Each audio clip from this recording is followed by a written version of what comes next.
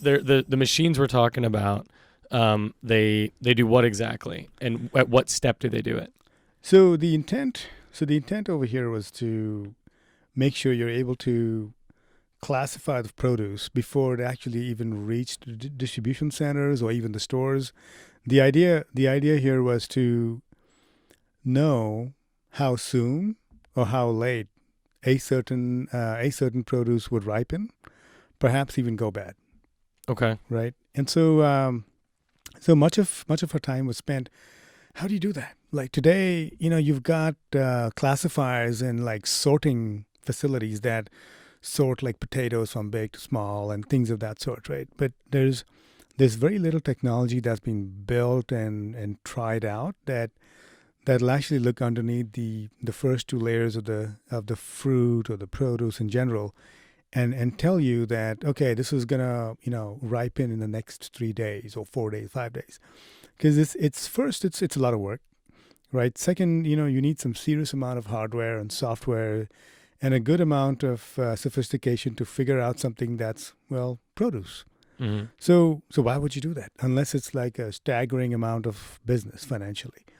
So when you think about the ability for current day tech to do that, you literally, every time you think about pictures, you think about telephones, right? Like your cellular phones. Now, regular phones have like RGB cameras, Hmm. like just tricolor, and they'll put things in perspective from a static image standpoint, and then you'll have multiple frames, and then you get your videos. But what hyperspectral imaging does is basically it applies multiple wavelengths than just three of them, right? And it applies those colors, brings it all back in terms of like raw information. If you look at raw information using regular cameras, you'll get wavelength for red, green, blue, and all of that stuff. So it's very basic, but it works for the naked eye. Hmm. But when you're trying to discern between what you can see and what you can tell from getting more information, you get into these kind of advanced, imaging techniques. Hmm. So that's what hyperspectral imaging was really all about. I mean, when I looked at it almost a year ago, a year and a half ago, what we found out was the imaging technology was very expensive. It was still being, like prototypical, and setup was clunky and large. Our hope was that some of it gets modernized and gets smaller Hmm.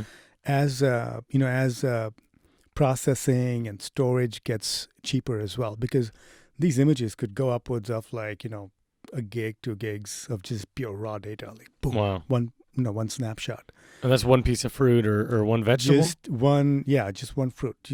Think of it as a fruit or a produce Hmm. rather than an whole array of like a carton of like apples or oranges. Right. Think of it as just one picture, right? Okay. So yeah, And we'll work with one apple. We'll just say apple. right. So that's actually what we used as well. Nailed it. So with the apple, right? I mean, as human beings, we look at the apple, we say, Hmm. nope, not red, probably not sweet, right? And the same thing applies with different kinds of apples. That's where human intelligence comes in. You look at a green apple, you're like, probably has a little sour, maybe a little Hmm. tartary. We don't know. And then you look at like bright red apples, and it conjures up these images in your head that, wow, this must be a really good one.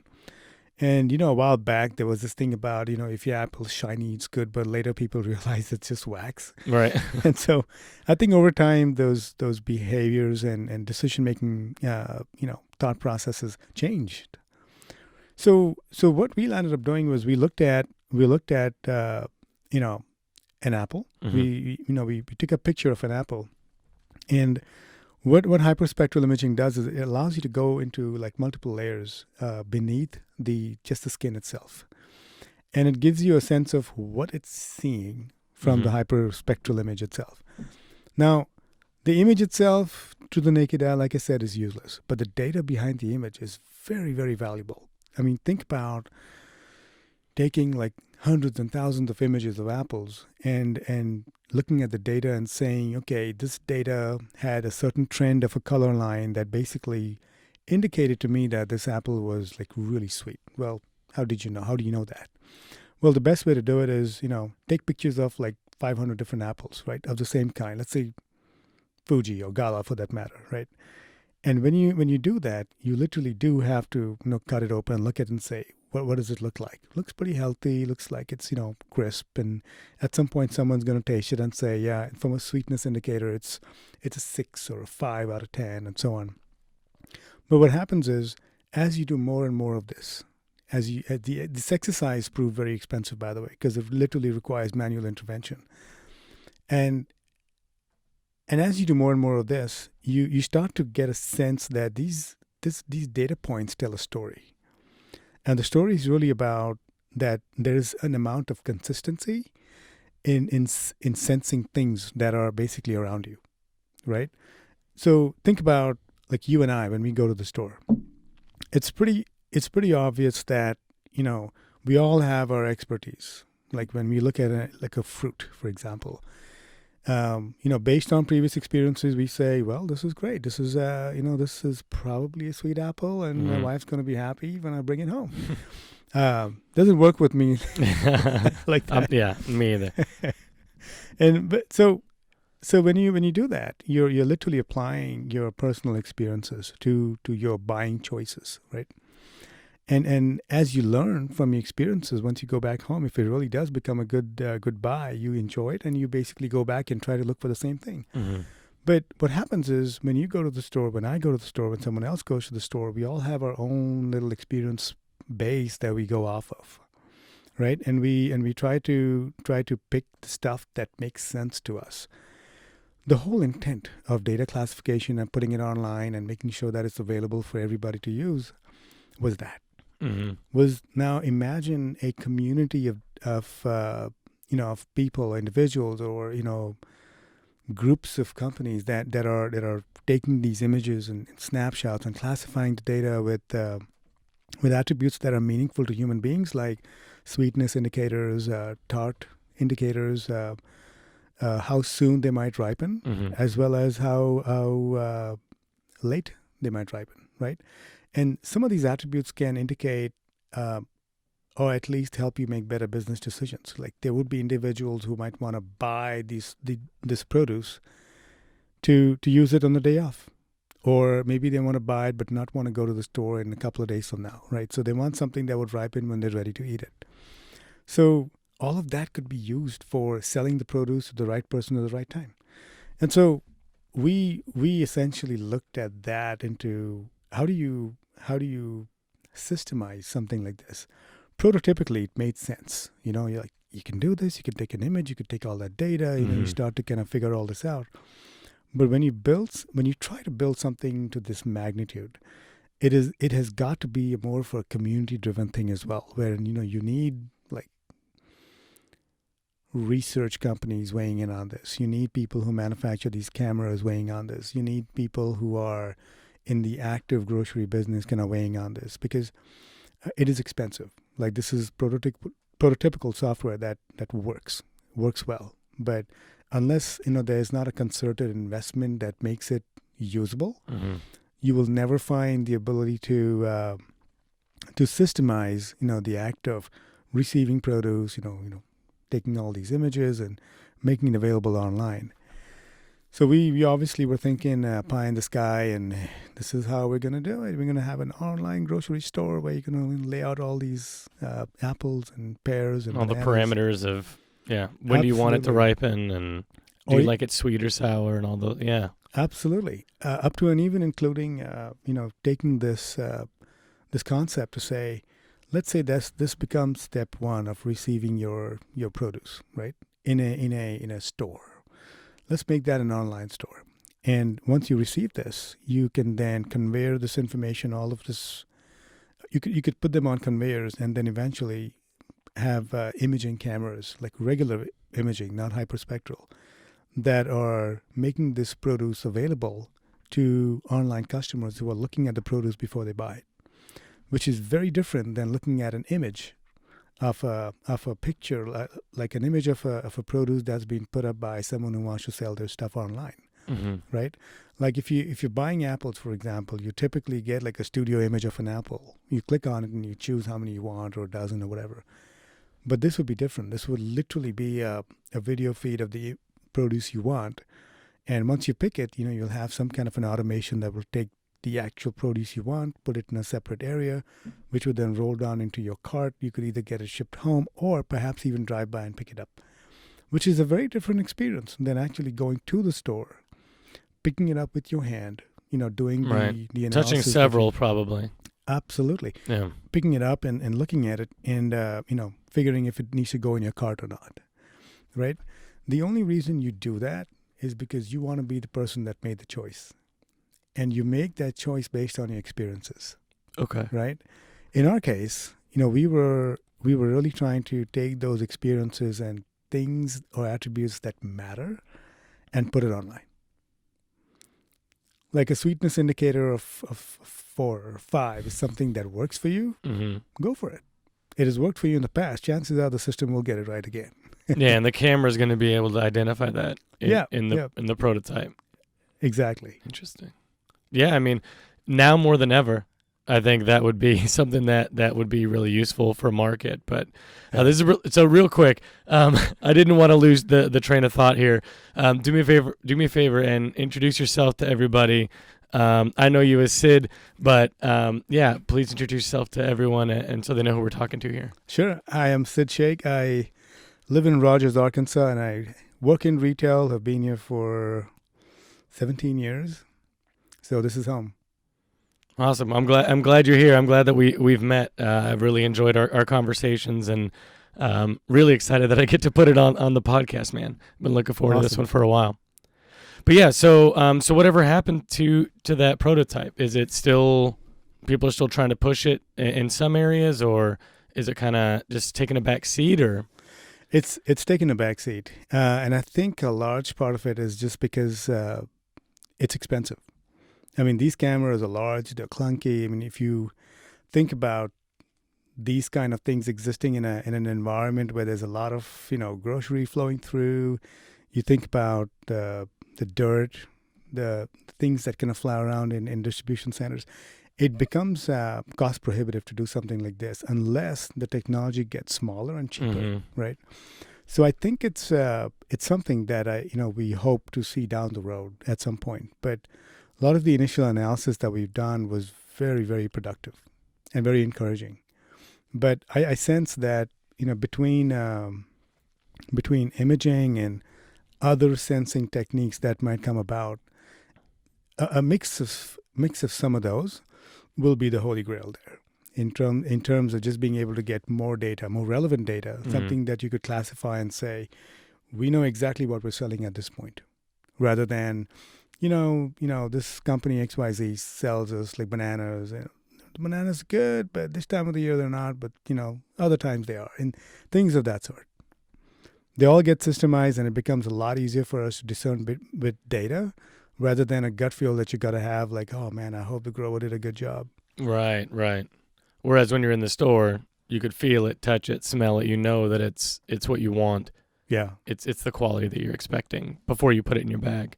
Absolutely. Yeah, I think that'd be the scary thing. I don't know. I think there'd be a lot of things I'd be worried about buying like one individual, piece of fruit or something online. Is like, is there going to be a 3D image? Can I see that there's no little, bug holes or, caterpillar bites or whatever that are those little blemishes that you'll find on an apple, since that's what we've been using. Yeah. Bruises or whatnot. Like if they're just going to show me like the front quarter of the apple and the back of it's all beat up, you know what I mean? Like, so I think there'd be a lot of that for me, just being the skeptic and being a little nervous. Like, no, it's valid. That'd be my first concern. It's a valid concern because, you always second guess, right? Right. In terms of what you're looking at, especially if it's online and whatnot. But it really depends on the retailer as to how they want to do that. Like I said, a lot of this, piping video streams of like apples is not really something that's a priority for retailers right now, because I really don't want to see my video of the fruit that I'm going to eat, right? And it's just, but things might change. I mean, newer channels might come up, and there may be a way to look at your produce via a picture that they send you, or perhaps even send you like, hey, this batch of stuff that we have is now available. Looks like 80% of this is ripe, and you should expect a sweetness indicator of this or a tart indicator of this. the intent here is that you're predicting things a little more accurately than you used to in the past. Hmm. Yeah, I mean, I'd be really interested to see the practical application, like see it in play. Yeah. I think that'd be really interesting, and like we referenced to, like right now more than ever, um, for anyone watching this in the future, um, Yeah. we're in the middle of not really the middle, we're in the beginning. We're in the very early beginning stages of this COVID-19 pandemic, Yeah. and we have no idea how it's going to turn out or what it's going to look like. But for me, it's been a pretty eye-opening experience of how just unprepared and ill-equipped we are to deal with something on this magnitude of just people staying home. Just the idea of, hey, you need to stay home for a little bit, and everything's falling apart. People are freaking out. People aren't making money. Like it's it's a really weird time for sure to be living. Absolutely. Yeah. I think, these are, as they say, right, unprecedented times. And, well, there's crazy amount of numbers out there too, right, Ian, in terms of like what does a new job market look like in the next 6 months, 7 months, 1 year, who knows? Just stay safe, stay healthy, and make sure you're applicable to whatever comes up next. Right? Yeah, I mean, I think that's great advice. I think, I don't know, my I guess not worries, but I'm wondering more so, like, if this thing lasts, let's say 6 to 9 months, I wonder how many people are going to leave that job or have not been working for that long of a period and get used to gardening and you know what I mean, like fending for themselves and not relying on a job per se. And if that were the case, I also am optimistic to think that if this, because I guess I heard earlier today that they denied the stimulus package. Big shock. People in Washington can't figure it out for the people.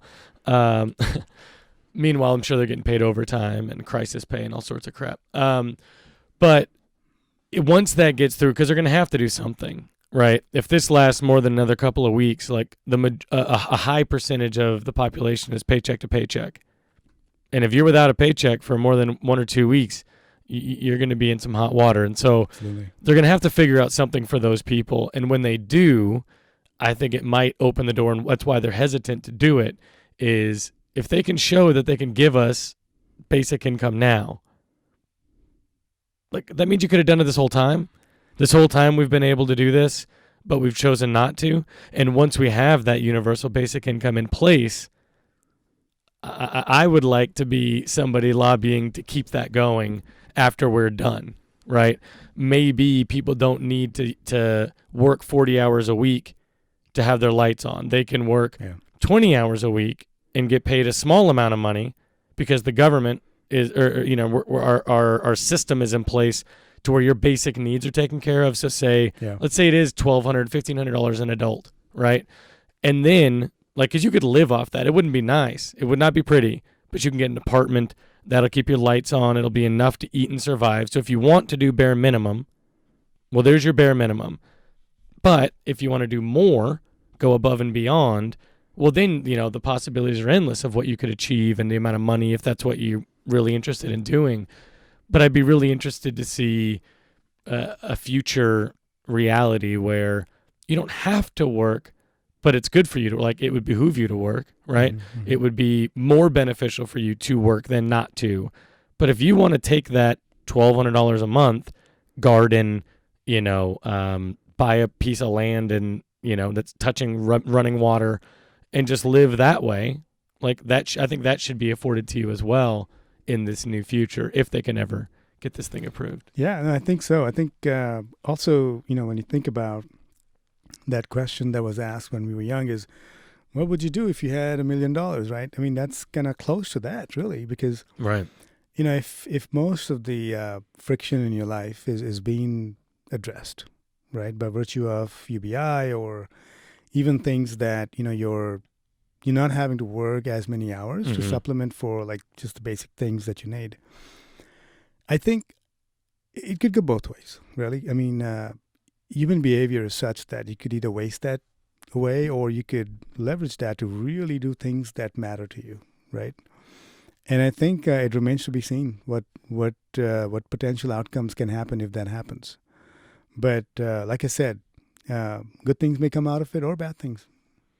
Yeah, yeah. It's very uncertain. It's very uncertain times for sure.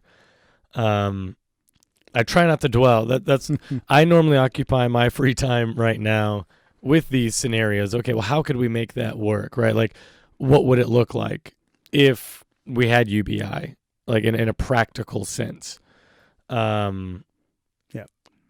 But yeah, I think it could be really interesting. I mean, you could work at, let's say, McDonald's to make $3 an hour, right? So the cost would be down for the corporation.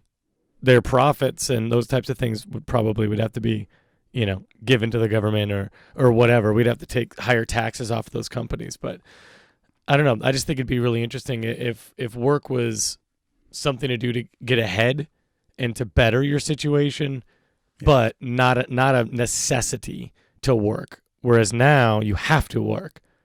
Right. If you don't work, you don't live. Right? That's true. I mean, unless you've got some sort of underlying condition that allows you, in the eye of the system, not to have to work, you have to. Right. It's not an option. And I don't know how good that is. I don't know. Like I said, it's these are things that economists gonna dwell on for days. Mm-hmm.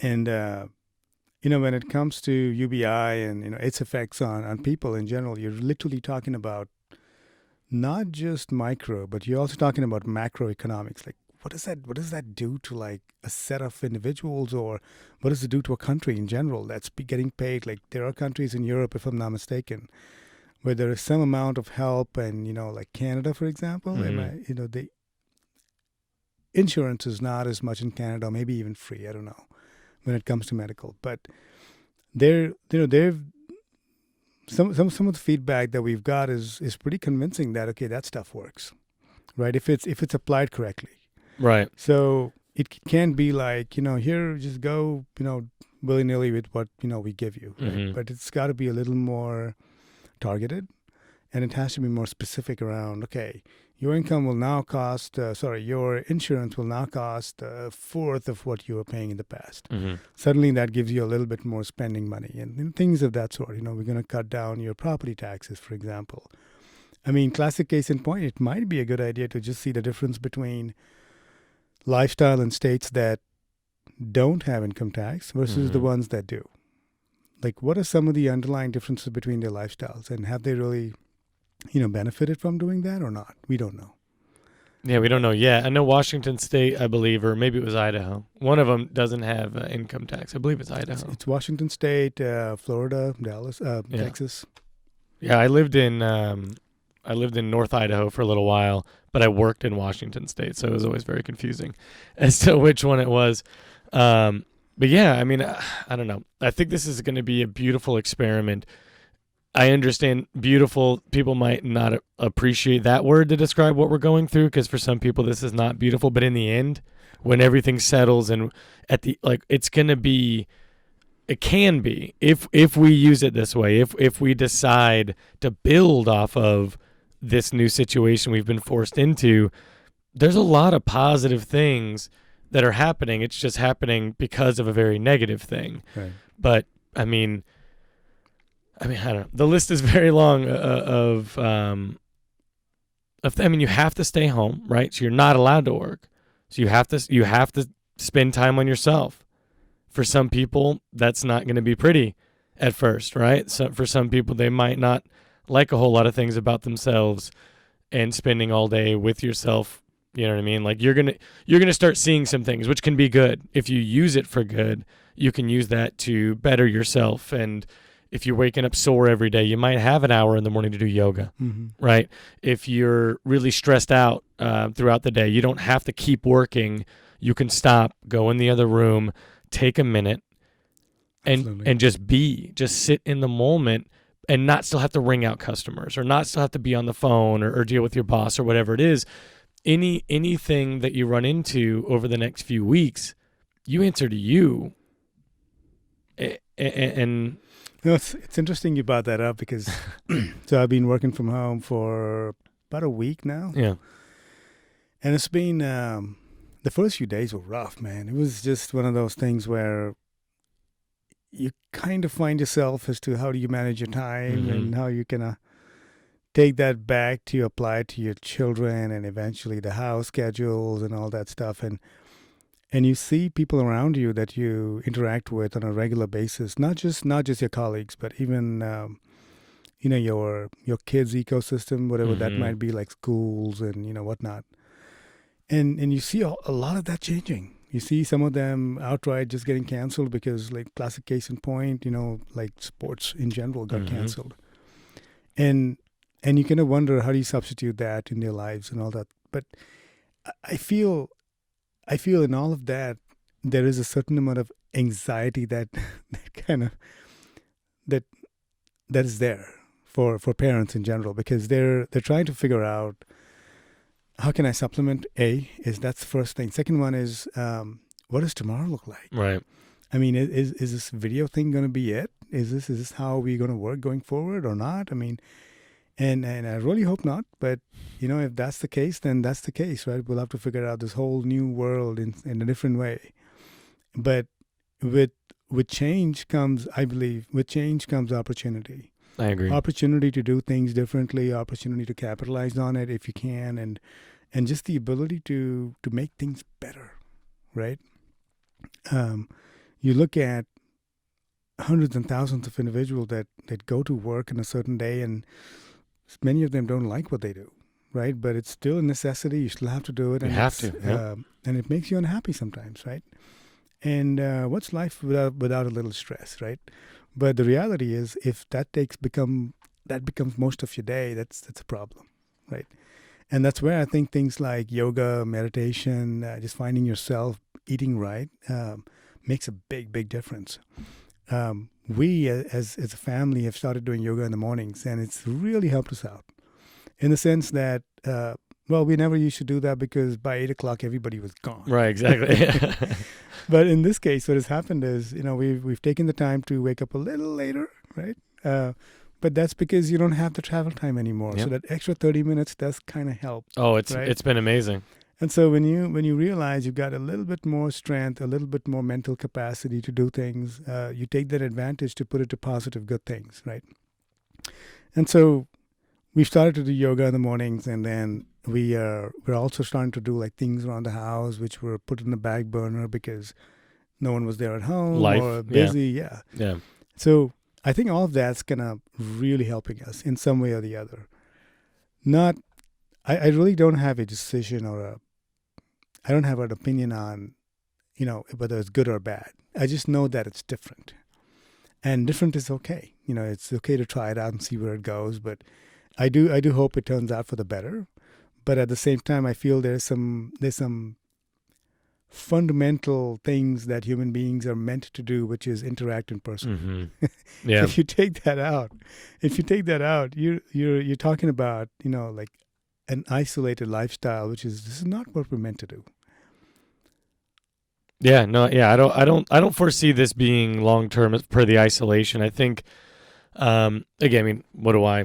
Not that I'm qualified to have an opinion on how long it's going to last, but even if it lasts a year, I mean, it's not going to last 30. You know what I mean? It's not going to last. It's a virus. I mean, it'll take us time. We're already looking at existing vaccines to potentially at least hinder it or buy us some time. That's what this isolation is. It's buying time. Yeah. It's buying time for us to figure out what do we need to do and how do we combat this thing that is wreaking havoc in a lot of countries. And I don't think it's going to be long term, but I agree with you. We are not meant to be solitary creatures. We are very tribal. We like to have our community. And that's one thing that I think we will find, ironically enough, is our community, because if things continue on this path real soon, people are going to be in trouble. People are going to need help. And it's going to be a terrific opportunity for people within their community to help them or not help them, because that's their choice. But I think deep down, most people don't want to see their neighbor suffer. even if it's a neighbor with a loud barking dogs, or you know what I mean, whatever it is. We by human nature don't want to see someone else suffer, and so I think hopefully it'll bring people together in that respect. But another silver lining that I'd like that I hope to see out of this that you reminded me of was with the kids. I think a lot of people, having talked to educators, a lot of them are put in positions where they're basically raising these kids because they don't have a whole lot of oversight at home. Maybe, mom works a lot, or it's a single parent, or whatever it is. But there are a lot of educators that are not only teaching kids, but basically raising kids. So this might be another beautiful opportunity for people who don't get to spend a lot of time with their kids to spend some time and bond and build on that relationship that maybe you weren't able to do because you were working so hard to keep food on the plate, on the dinner plate. You know what I mean? Like, I think that might be another positive thing to come out of this as well. Oh, absolutely. Absolutely. I think, my personal experience was that when we first started off, I was like, gotta treat this like a project, guys. You need to get stuff done. And what I realized was, there's that humane element of being a father. And you really need to look at your child to what his needs are, look at your daughter and find out what her needs are, and kind of understand that, right?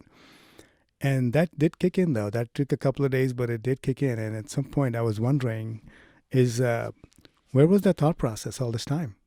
I was so busy with doing everything else that I always relied on a significant other to kind of, bring those topics up and kind of talk through things and what do we do about, him or her, and what does the plan look like, and where do you want to take it from there?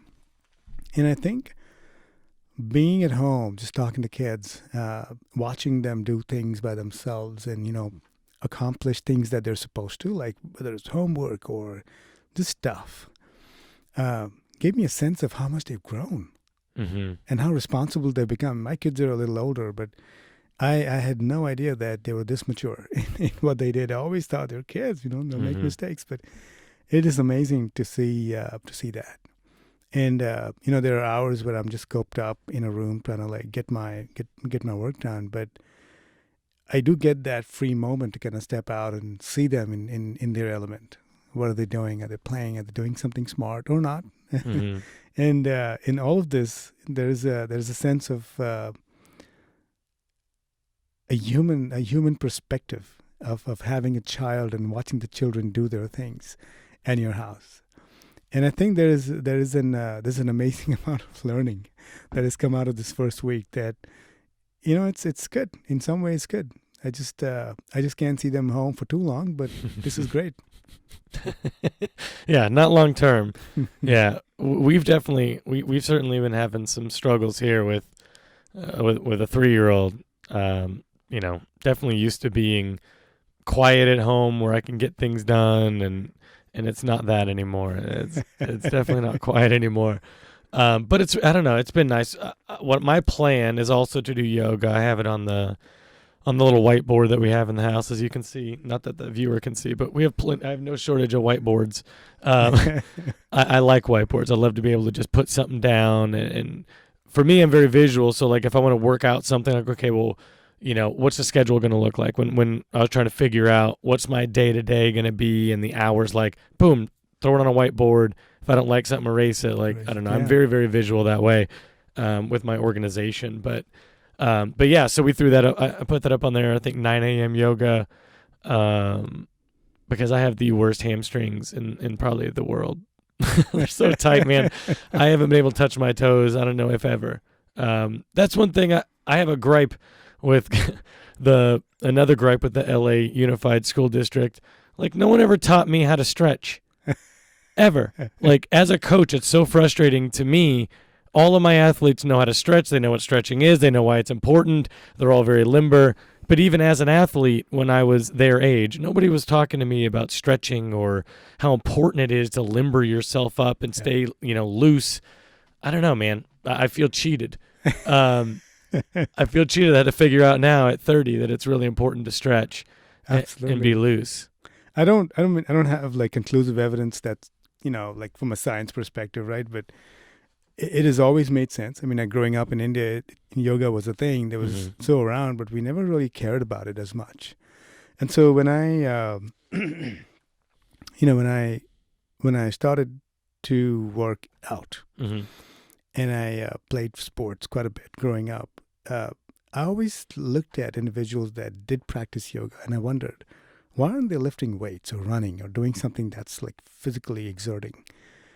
Now that I'm like over 40, I realized pretty quickly that you can only do that long until you realize the importance of limberness. So just the ability to stretch your muscles and get that oxygen going without having to do something strenuous that actually hurts you. And over time, I've learned so much just through like discussions and, watching and talking to people, is that most of what we do, right, can be handled through yoga, whether it's just basic stretches or things you do certain times of the day. There are certain things that you might have to do more depending on what your body needs. But within that discipline of practicing yoga, you'll be fine. Your body is able to get you the oxygen you need and function as a human body. But these things were never told to us when we were growing up. It was just one of those things that, it's an old art of doing stuff, and you didn't really care about it as much. But now that I look back, I wish I did. Yeah, absolutely. Growing up in LA, it was just riddled with stupid super ignorant generalizations, like, oh, that's for the hippies. The hippies do yoga and wear all their beads and their super baggy clothes. But now I'm like, dang it, I wish I was a hippie, man. Like, I wish I grew up in that circle, because they're much happier. Like, everyone in that circle are very, very happy people. They know who they are. They're confident. Yeah. Whereas up until very recently, I had no idea who I was. I didn't have an identity. I just judged everyone else's identities and like, oh, well, I'm better than that. But I didn't have anything for myself. And so I don't know. I think it's really interesting for me to be in my early 30s. I keep saying 30, 32, but like I'm starting over. Like, I have a very unique opportunity to start from scratch and pick the things that I want and ditch the things that I don't. And I mean, that includes people. There's a lot of relationships in life that like I've just been like, you know what, this has been more work like to keep this going than I'm getting out of it. And while like I hope the best for you, like I didn't sign up for this job, like to I don't know, to work just to talk. Like, it's you ever like people like that where you're like, God, this is exhausting just trying to have a conversation with you. I think we all do. Okay. Right? I think we all have at some point in time. It would be amiss to say that I've always had perfect people that I've always wanted to be with. Mm-hmm. And that's just not life. Right. But I think there was this one thing that I read a long time back, is that the only thing you can change is your reaction to things around you. Right. And I think there's so much truth to that, right? Just to be able to react in a way that's positive, speaks volumes about your own temperament, your personality, and the way you manage yourself in general, without having to really work hard at it. And so, there's definitely truth to that, Ian, in terms of orienting yourself in a way that says, if I'm to control things that I do or say, then this is how I'm going to do it. And over time, I've realized there is somewhat of a science to it. If you've taken there's a course on like what Berkman you are, and it'll tell you like your personality traits and all that. Mm-hmm. It was pretty close. It kind of gave you a sense of who you are, how you like perceive things. And, I'm glad it's kind of now somewhat scientific, data-centric of sorts. But I think over time, a lot of people should do it. Children should do it. Even though things change as they grow up, the more you're self-aware about just things that you do, the way you react, the way you say things, I think the better individuals will become. Yeah. Yeah, no, that's beautifully put. I agree, yeah. Knowing yourself is very important. even the ugly. And that's the thing. Like, that's what I hope people get past. I hope people can, I don't know. I was talking with somebody about there's going to be two groups of people. There's going to be people that, eat healthy and learn how to cook, maybe learn how to garden, learn how to fend for themselves. And there's going to be people that eat every meal at fast food because they don't want to grow vegetables. They don't want to cook at home. We've done some of that. And that's, well, I hope you get back to the other group soon. But yeah, there's going to be a lot of, different classifications of people that there's going to be a lot of forks in the road ahead for people. And I think people really need to think long and hard about what direction do you want to go. This can be, I know right now for a lot of people it is very frightening, right? The uncertainty.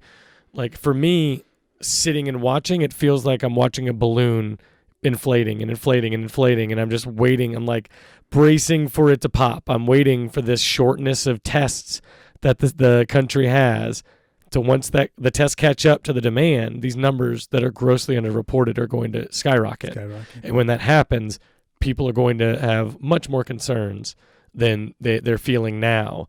And I feel like that's what that pop is going to be. So while we're waiting for that pop, and even when that pop comes, like you said, you can only deal with how you react, right? You can't control what happens. You can't control how other people react. You can't control what other people do, but you can control what you do and how you react to things. And so this time can be spent not worrying about the what if and the uncertainties of, the future and what's going to happen, because you don't know. The World Health Organization doesn't know. If there's one resounding message they've been telling us for the last couple of weeks, it's we don't really know what's going to happen. Here's our best guess. Here's, what we understand so far, but we don't know where this is going to go.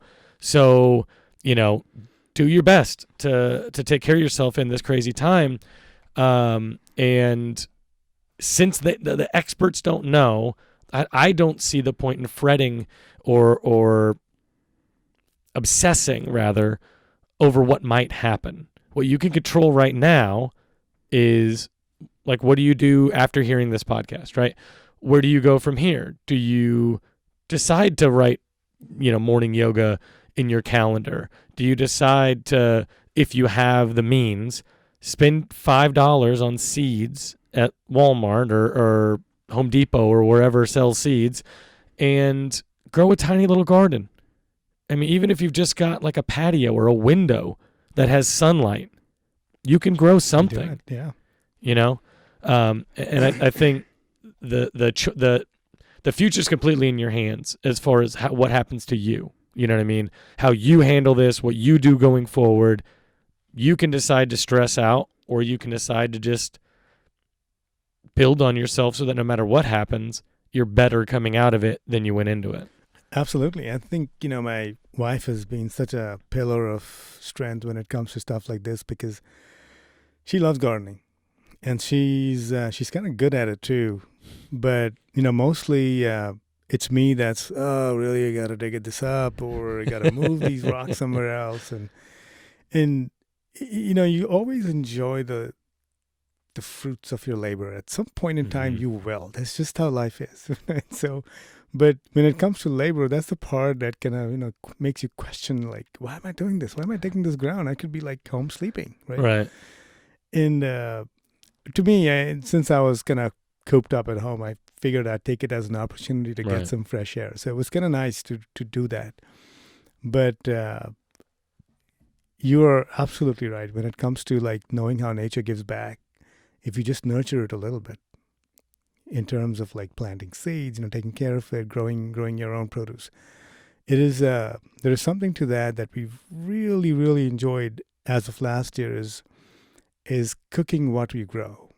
And it was just the most amazing experience. It was fresh. It was awesome.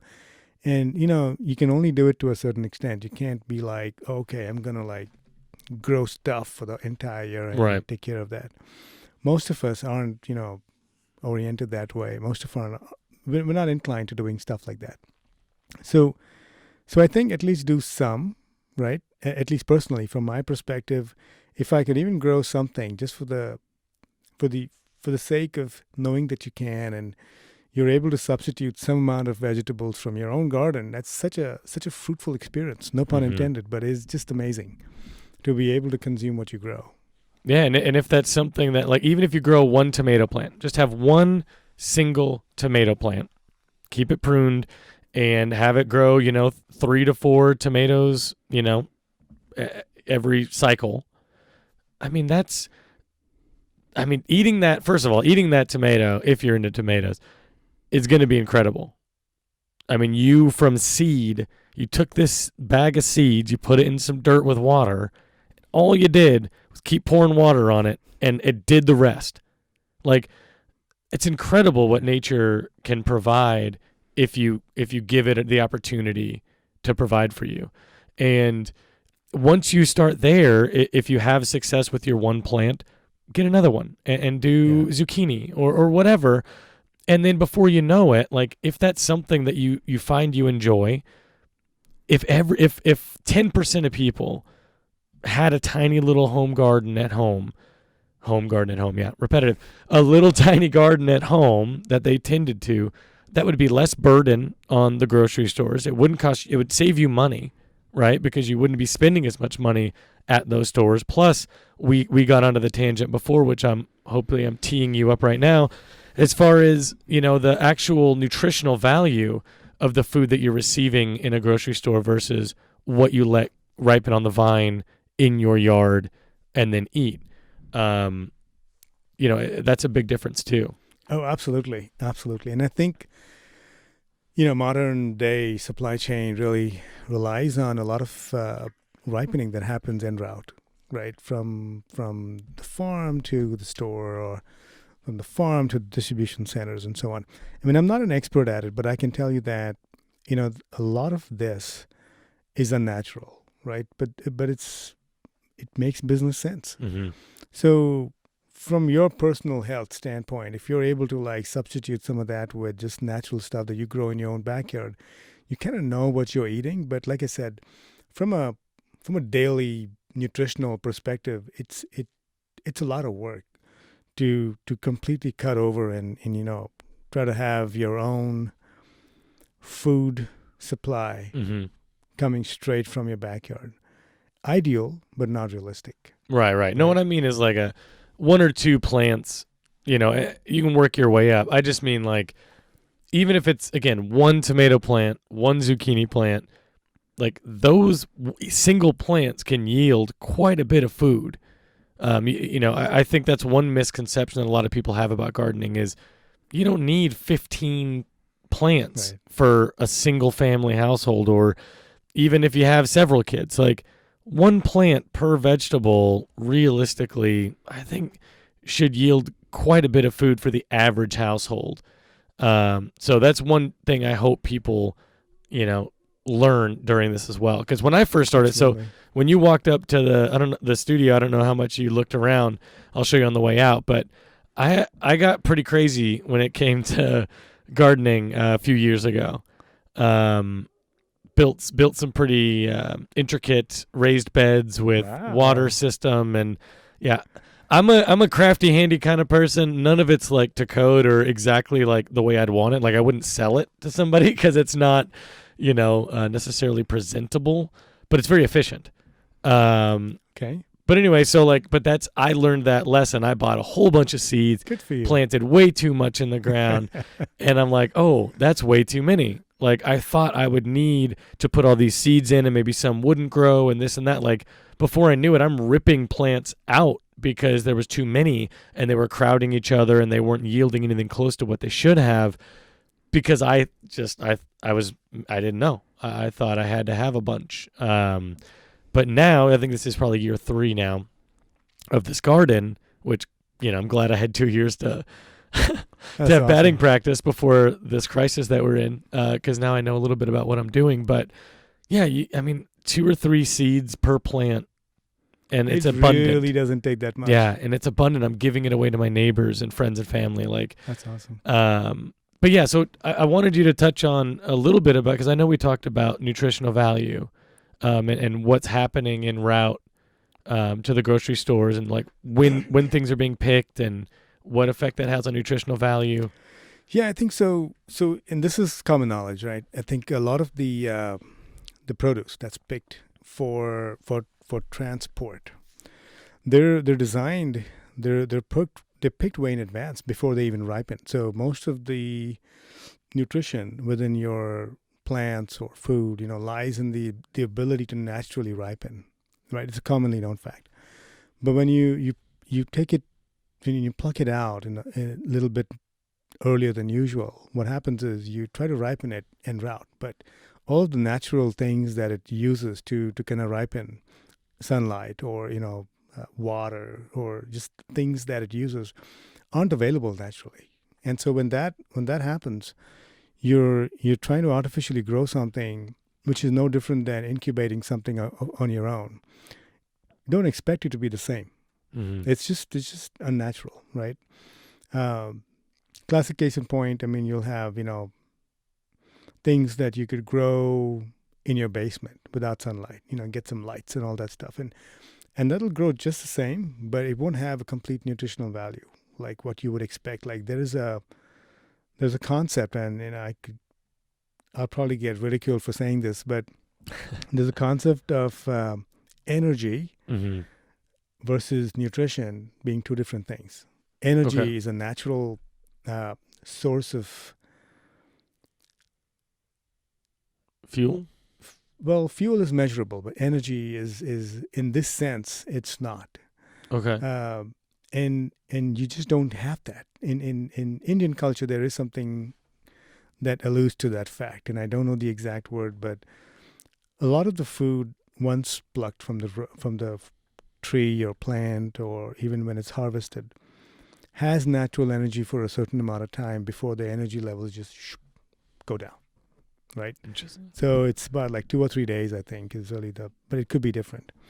And and most of us don't realize that. So when these energy levels go because you've plucked it, a little earlier and transported it and then kind of ripened it, and you still have nutrition. I mean, nutrition is still there, but By the time it gets to you, that energy is the energy is dissipated. gone, right? It's dissipated. Interesting. So you still get nutritional value, but not the level of energy you would have had you been eating off of the orchard.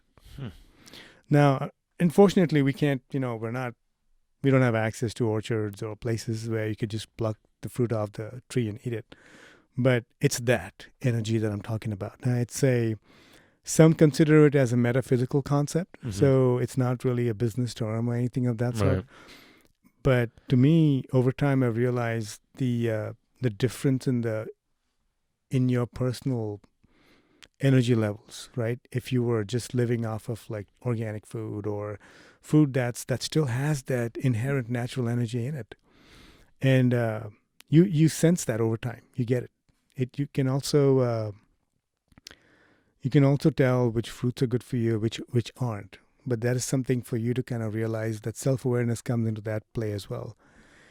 As you consume these different kinds of fruits, some that have been ripened a little, you know, uh, unnaturally versus ones that have, it takes a long time for you to figure out the difference. This is not something that you could cut open and say anything. See, here it is. Have the energy. Or you bite and one and you're like, oh, and the Yeah, other one's like, exactly. oh, there's nothing in this one. Exactly. Right? Like, I mean, we're creatures of instant gratification. We Oh, love that, right? I absolutely. mean, sweet mango is on and unsweet is not, right? But it's stuff like that when you just take a step back and you have time to kind of reflect over how you felt when you had certain kind of uh, produce that was naturally grown over a period of time, would give you a sense of the value that it brings to the table. Which for a lot of people, it's probably been a very long time since they've Possibly. had a piece of, fruit that wasn't from a grocery store. Possibly, yeah. Man, because that's really, I've never thought about it that way. But yeah, I mean, a tree, right? Let's say an apple, that's been our running example for tonight. An apple tree, I mean, it's taking the energy from the sun, combining it with water, super simplifying what's going on here, and taking that energy and water and feeding and fueling these apples.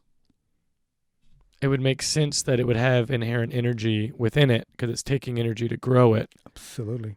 And taking it off the tree would disconnect it from the energy source, and then Like it'd be a lot easier. I mean, is there a way? I mean, we were talking about super, advanced, complicated camera systems. Has there been anything to your knowledge? Has there been anything that's been able to photograph that or capture the energy of an apple, like with a glow? You know what I mean? Like, is there anything that they've captured visually to show what it looks like when it's on a tree versus in a basket full of other apples? I have not. Actually, we haven't experimented with that either. Like I said, a lot of this was so expensive that we just we were really wanting to get access to the data that the photograph generated, right, or the camera generated, and then kind of use that to classify stuff. But that would be an interesting exercise. I recollect seeing some video a while back. Oh gosh, the name escapes me. But this was a scientist that actually photographed like a blue light leaving a plant that died. And I know it sounds kind of hokey pokey, but it's and in that, oh gosh, what does the name escape me? So the intent there is that there's this hidden energy source in all of us, and it's driven by nature. And the more you're away from nature, the less of it you get. Right. So it also goes back to saying, if your body is exposed to sunlight, for a given amount of day, you're good. But look at us. I mean, if I go stand in the sun with this jacket, literally my head is the right. only thing that'll actually a lot get of people sunlight. aren't in the sunlight very often. I mean, the further we go in time, the less we spend outside, the more we're either in an office or inside in our home or in our car. Like, yeah, again, another potential positive outcome of this crisis that we're in is you will have time to be home. You will have time to be outside, In the sun, yeah. and you will have time to observe the difference of how you felt before versus how you're feeling now. Yeah, that's really interesting. That thinking about the tree thing. Do you have any idea what kind of camera that guy with that blue light thing? I'll send you the name. I'll have to look it online. Is that something I can do while? No, we'll do it later. Just send it to me later. Yeah. We don't want to pause and edit or anything. Give me more work to do. This is the first. I'm going to say this. I might cut this part out. This is potentially the first episode with new camera angles. So, yeah, potentially this is the normal wide shot that everybody's used to on YouTube. But I invested in some single shot cameras. Yours is here facing you, and this one's facing me. But yeah. This will be really interesting. So I'll have plenty of editing to do, so we'll deal with that later. Just send me the guy later. But yeah, I think, I don't know, it's that the idea of it being hokey or woo or whatever, like, that's disappointing to me. I'm disappointed that we have to preface it with that so that people don't think, you know what I mean? Like, you don't want to start talking crystals and alchemy and then people, oh, well, what do they know? This guy clearly doesn't know what he's talking about. But those things, like, they shouldn't be dismissed that quickly.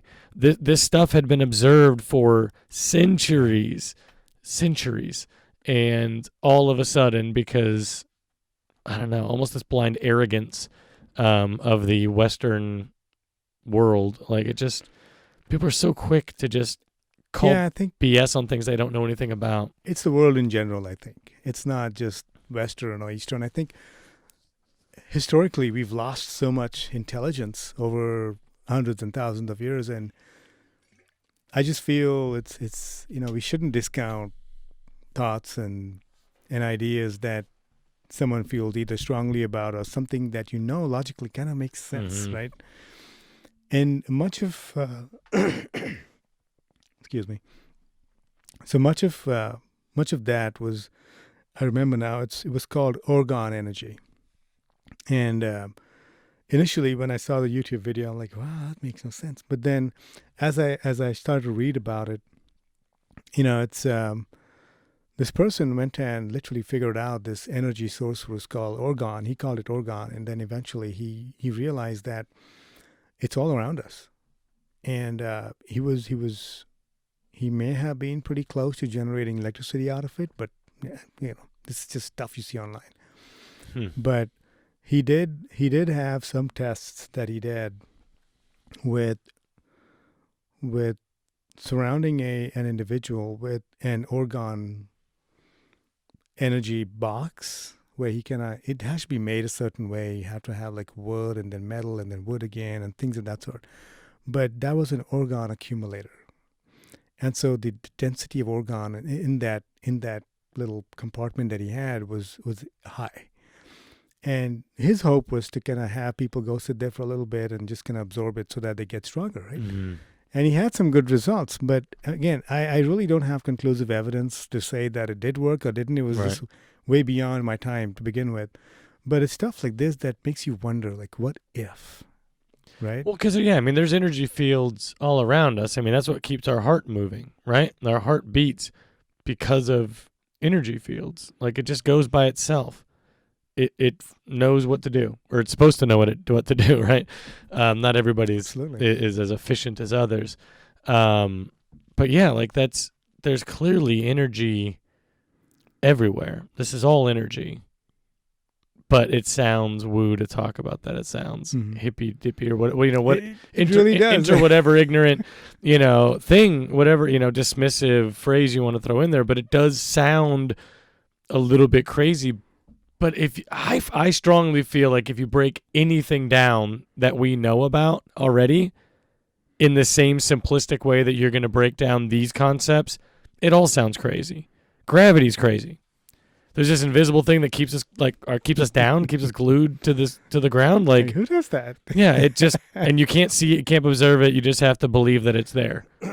Like, that sounds crazy. That's a comic book thing. Oh, you're on this planet and you're stuck to the ground. It's like magnetic, but there's no magnets on your feet. Like, it sounds crazy in itself. Absolutely, and I can't help but think about the other stuff that I read during that time frame was. There was this individual who installed cabling for a life, right? For a job, and he realized that there was a lot of this anxiety that built up inside of him, and he was getting sick quite often. Until he realized that a lot of electricity that he used to set up these towers and all that needed to get grounded. And the purpose of grounding is that anything extra that you have gets dissipated into the earth. And he tried something where, he had a little, like a conductive tape that he put on his bed where his feet touched the conductive tape. And he had wires that basically went into the ground and just kind of, put it in there. And he slept.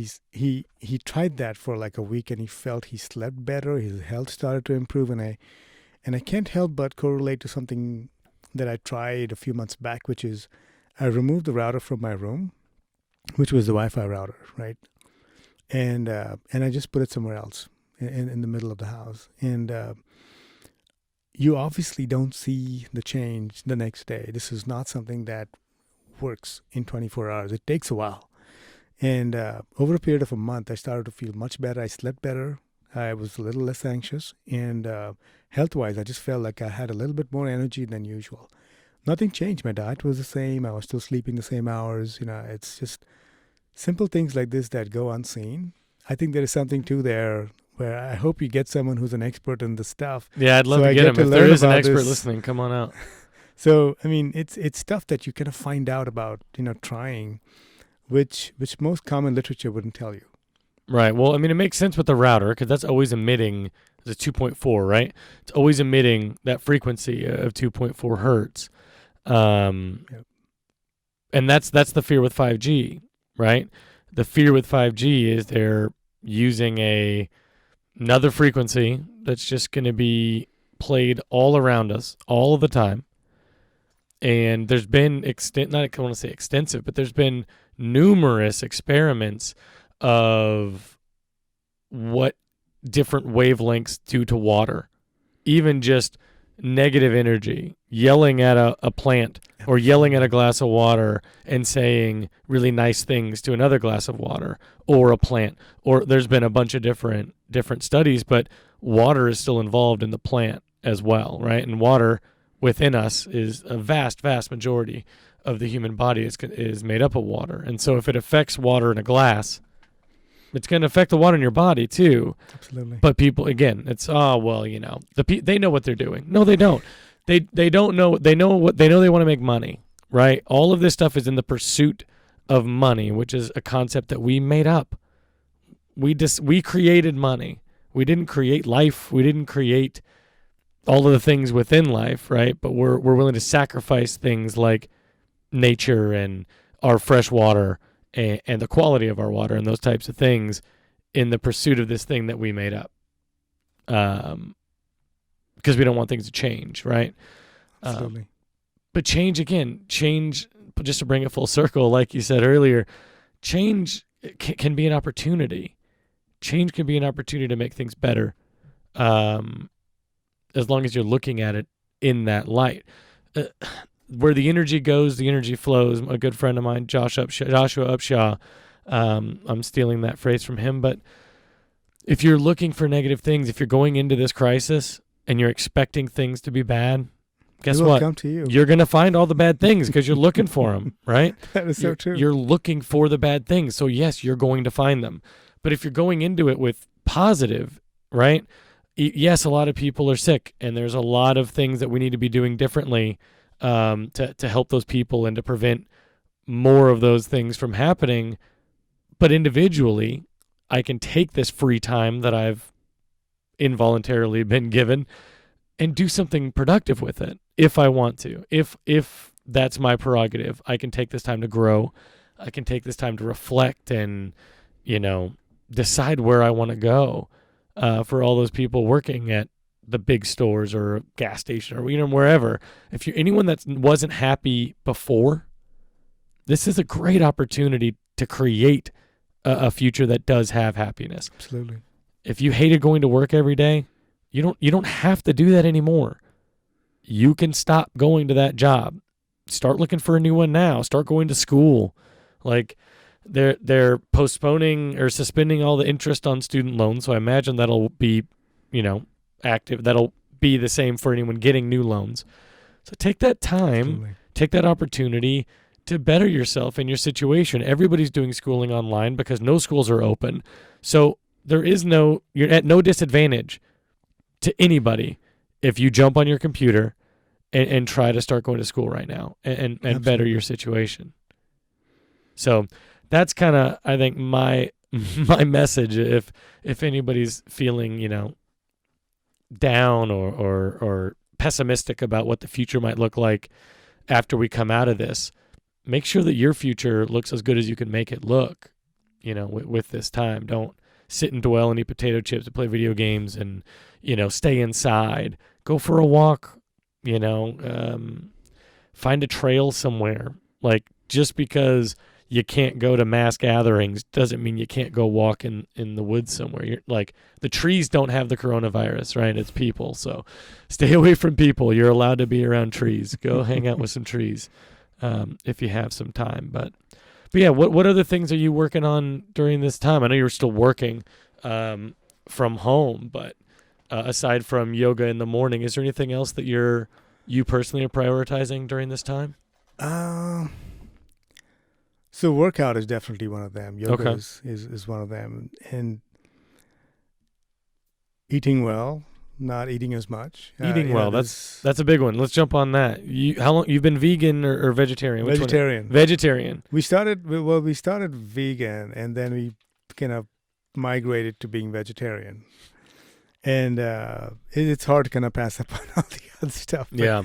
again, we don't prioritize dairy, but if it comes along, it's fine. If it's not, then we prefer to go vegan. So, but the intent here was to cut out things that we felt was not working for us personally. Mm-hmm. And in many cases, meat is okay to have if it works for you, right? But in our case, we felt it wasn't something like, let's give it a shot and see where it goes. And we saw all these shows and Right. YouTube or Netflix, and it's abound with information of that sort. But for us, it was a choice to not eat anything that would have long-term impacts on your body, right? there's a reason why most, like my dad, for example, stopped eating, meat a while back, and he toyed with it for a little bit, and then he went back into it. But it was largely because he couldn't make that change this late in his life, right?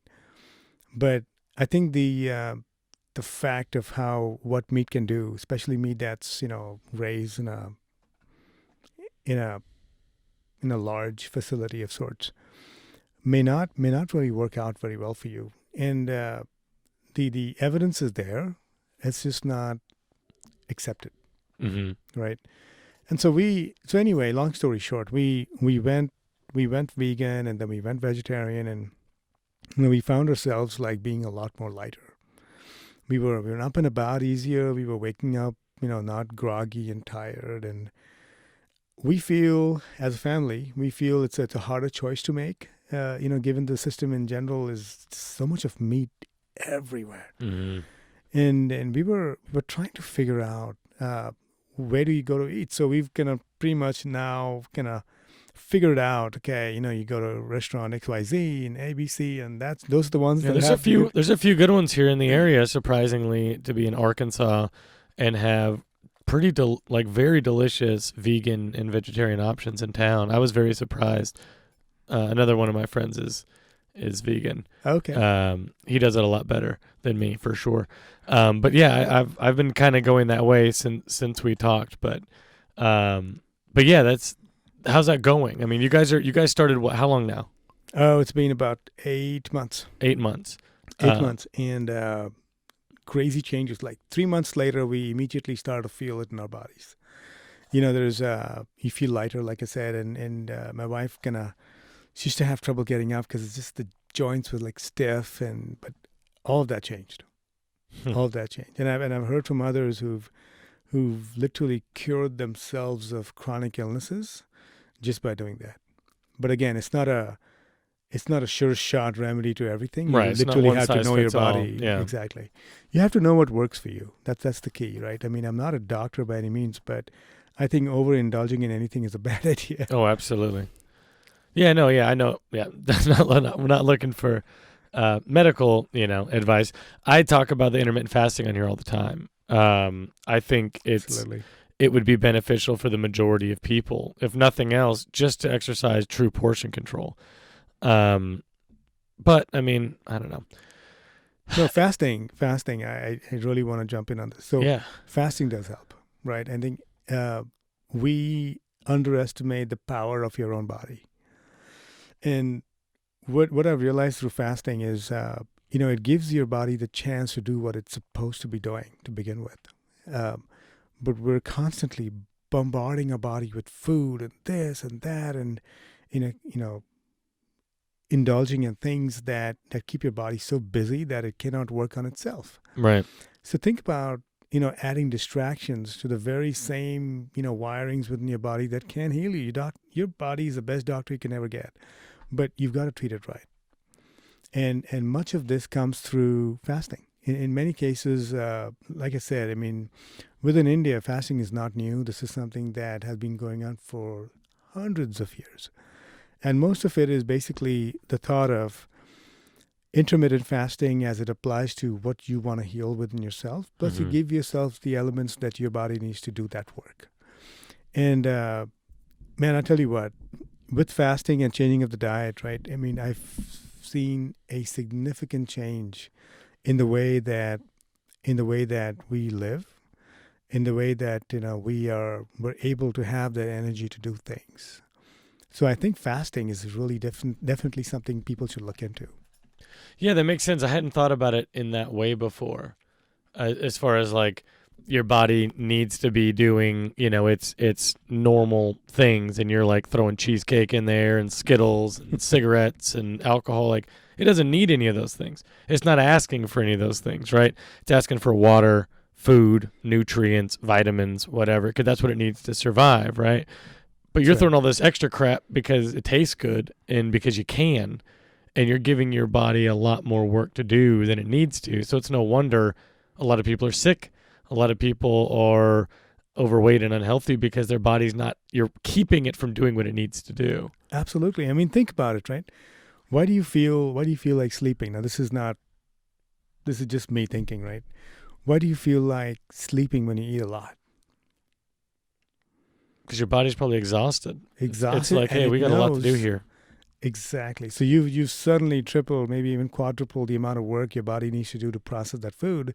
Yeah. It's saying, listen, anything else you want to do has got to hold. Right, like Thanksgiving. Like it's not the tryptophan in the turkey. It's you being a glutton, and your body is saying, okay, we need a few minutes. We're gonna Right. need to process all this crap you just threw in us. Yeah, that makes I mean, that makes sense to me. I don't know how. Again, I don't care if it's how medically proven it is. I feel that, right? Like that makes sense to me, that your body would be a little intimidated or a little overwhelmed when you just cram it full of stuff that you don't normally. Like you go, most months, what is it?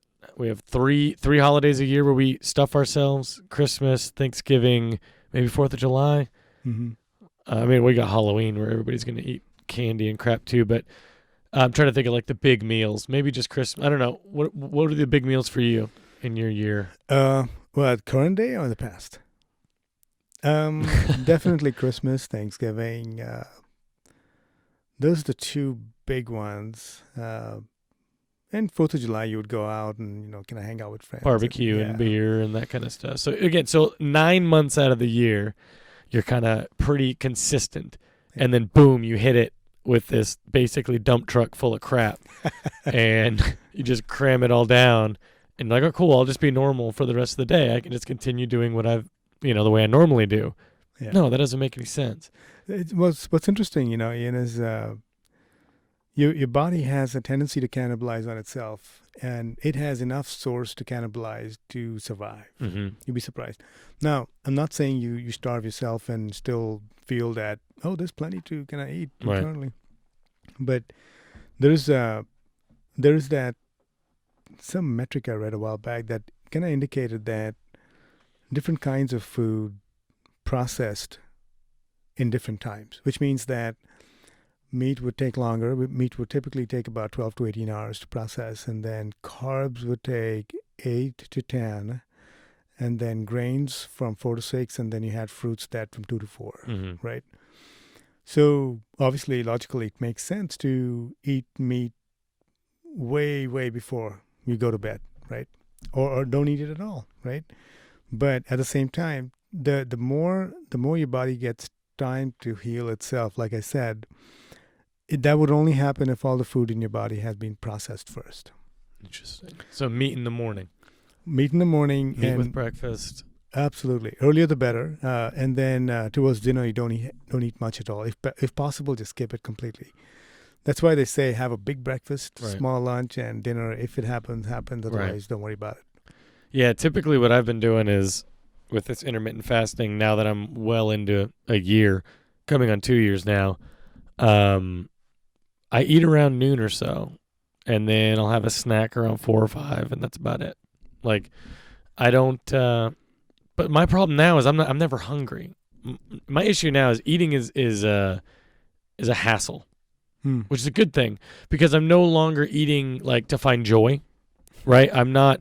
There was a long time in my life where I was like eating to be happy, because there wasn't a whole lot of happiness in my life. There wasn't a whole lot of things that I was getting happiness from. So I enjoyed the heck out of eating. And before I knew it, I was close to 250 pounds and, feeling awful and lots of body aches and just slowly destroying myself. But now I have to find happiness in other places, because food is no longer a source of happiness in my life. It's fuel. It's okay. I need to put food in there because my body's told me, all right, it's time. We need some food. But a lot of days that doesn't happen till 3 or 4, if at all. I've unintentionally fasted for 24, 30 hours without setting out to do it. Wow. At this point of intermittent fasting, it's just so a part of it. Like, I just don't even really care about eating anymore. I don't. It's annoying. It's like, ugh, I have to eat. I have to go find food. Like, all right, I guess I'll find something to eat. And then you, like, especially if you're going to go eat out in town, then you're like, okay, well, If it's my one meal of the day, make it count. Yeah, it can't be garbage. So then I'm spending $15-$20 on a decent meal. Like, so I just go home and make something like a peanut butter jelly sandwich or something, and just get it over with. But yeah, but those days after fasting for that 24 to 30 hours, man, I feel really good. It's clean and I feel incredible. That's awesome. I feel so much better. And I think that's true with me as well. Like every time I've fasted, I found out that I don't want to eat like heavy foods. Yeah. I would much rather start off with like fruit or something of that sort, because your body tells you that. You kind of know you don't want to mess around with like a greasy toast or something of that sort, only because it's nature's way of telling you, hey, don't eat that. That's probably better. Right. Yeah, I feel that too. It's so funny. Just listen. Again, one more thing for people to do during this time. Try out intermittent fasting. You have nothing to lose. You got plenty of time. It'll save you money because you'll eat less. You don't need a fancy diet. You can eat whatever you want. But when you do that intermittent fasting, after you get over that 30-day hump, 60-day hump, and you're really in it, listen to your body, and your body will tell you what it needs. It'll tell you, like, if you start, because your brain is like, it'll act like a Rolodex in a way, and be like, cool, here's all the food that we know of, right? Do we want a burger? Do we want pizza? Do we want this? Do we want that? And it's just going to flip through all the options that you have available to you. But if you really pay attention and you truly ask yourself, hey, what do I want to eat? Not what's more convenient, what's cheaper, what's closer to me, what do I have in the house, but body, what do I want? More often than not, I've gotten an answer. Right. Even if it's an answer I don't want. There's been a few times where I'm like, nah, I don't think I want broccoli today. That doesn't sound good. But that's what came to my mind. Like that was like what my brain was holding up as what had won during the Rolodex. Well, ooh, broccoli. How about that? And I'm like, no, because then then the practicality of it. Well, then I have to cook it. Then I have to steam it. Then I have to deal with the smell in my house for the next 2 days of that disgusting cooked broccoli smell. Like all of those things, I'm like, oh, now I'm not going to do broccoli anymore. But my body told me, hey, you should do broccoli because I do normally like to eat it. I just don't like all the things that come with preparing it. It's just really inconvenient. But that's funny that you bring that up. I wonder how many people, I wonder if that's just universal. If everybody has that, like just in them instinctually of I think ask yourself what to eat and what you need. I think over time I've seen change in the way I decide on things, right? Whether it's food choices or otherwise. And there are days where I don't make good food choices. I still have pizzas and absolutely I'm vegetarian nevertheless, but still stuff that you could potentially avoid, but it's just the way of your body. Fried zucchini. There you go. Or those cauliflower wings. That's right. Those were good though. They were good. They were really good. That'll make me like. That's definitely my new choice. Seriously, I've never had them before. I'd never before we went to dinner had cauliflower wings. They were delicious with the Caesar dressing. Oh my gosh, it was so good. Yeah, it was incredible. Yeah. You've changed my wing experience going forward for the better. Definitely. It's still not a healthy option because it's fried and it's got all the crap all over it. It's just the lesser of the two. Yeah, but it's a notch healthier than a wing, an actual chicken wing would be, especially when you factor in what these poor birds are experiencing. Yeah, that and I think it's for vegetarians it's a good alternative, right? I wouldn't think like vegetarians who've been vegetarians all their lives would ever say, ooh, fried, cauliflower is a great idea, right? But it's for people who are transitioning from eating meat in the past. Or if you're just out and you're eating with friends and you want to also eat and participate and not have to be like, no, I'll have a salad. Yeah. Because in a lot of restaurants, that's your option. That too. And here I am with the fork, I'm all angry about it. Oh, that food looks so good over there. Yeah, that's right. Vegan. Yeah, it lets you play. It lets you play with everybody else. I feel like it allows you to still be a part of the game and not have to be in your own island over there not participating. Well, that, and also I think over time, as I've grown older, I just don't want to feel like how I feel when I have heavy foods. And so some part of me is not sacrificing as much as it is. I just don't like that feeling. Right. So I'm okay with eating something that's gonna make me feel light and make me feel natural and okay. That's such a beautiful sentiment. That's how I feel about alcohol. I used to really love beer. I was a big IPA drinker. Really, honestly, a pretty snobby IPA drinker, if I'm being perfectly honest. Um, but man, like, even if I didn't get drunk that next day or even later that night, I just didn't feel good. Like, my body felt almost like disappointed, almost like, ugh, we have like again. Like that was the feeling I got from my body was like, more beer, really? That's what we need? Okay. All right, we'll deal with it. We'll process it, but we're not happy about it. It was kind of like how my body felt. And so I stopped drinking. Never had a drinking problem, never was a heavy drinker, but I didn't like the way it made me feel. So anyway, I'm probably the last tournament. I mean, listen, if somebody buys me a beer, I'm drinking the beer, right? I will never turn down a beer because one, that's rude and bad manners. And two, I guess I don't know if I need more than two, but look at number one. yeah, refer back to number one. But yeah, it's polite, right? If you're out and it's a social thing, like I don't want to be, I don't want to be the guy like, no, your gratitude is not, or your generosity is not appreciated. You know what I mean? I don't want to feel that way. So I'll eat it, right? I imagine, if somebody bought you a burger, would you eat the burger? You'd be like, no, I don't eat the burger. I'm not going to eat your burger. Like a meat burger? Yeah. I would hope that they tell me before they buy it. I just mean like if we were, let's say at a tournament, right? We're out, we're at dinner, and I don't know, there's something on, I don't know, I guess there's not really a good example like beer. Where somebody buys a round and somebody puts a beer in front of you, like, I feel like for me, I'm not going to look at that beer and just send it back. Or you know what I mean? Well, so for me, some part of it is as religious as well. Oh, okay.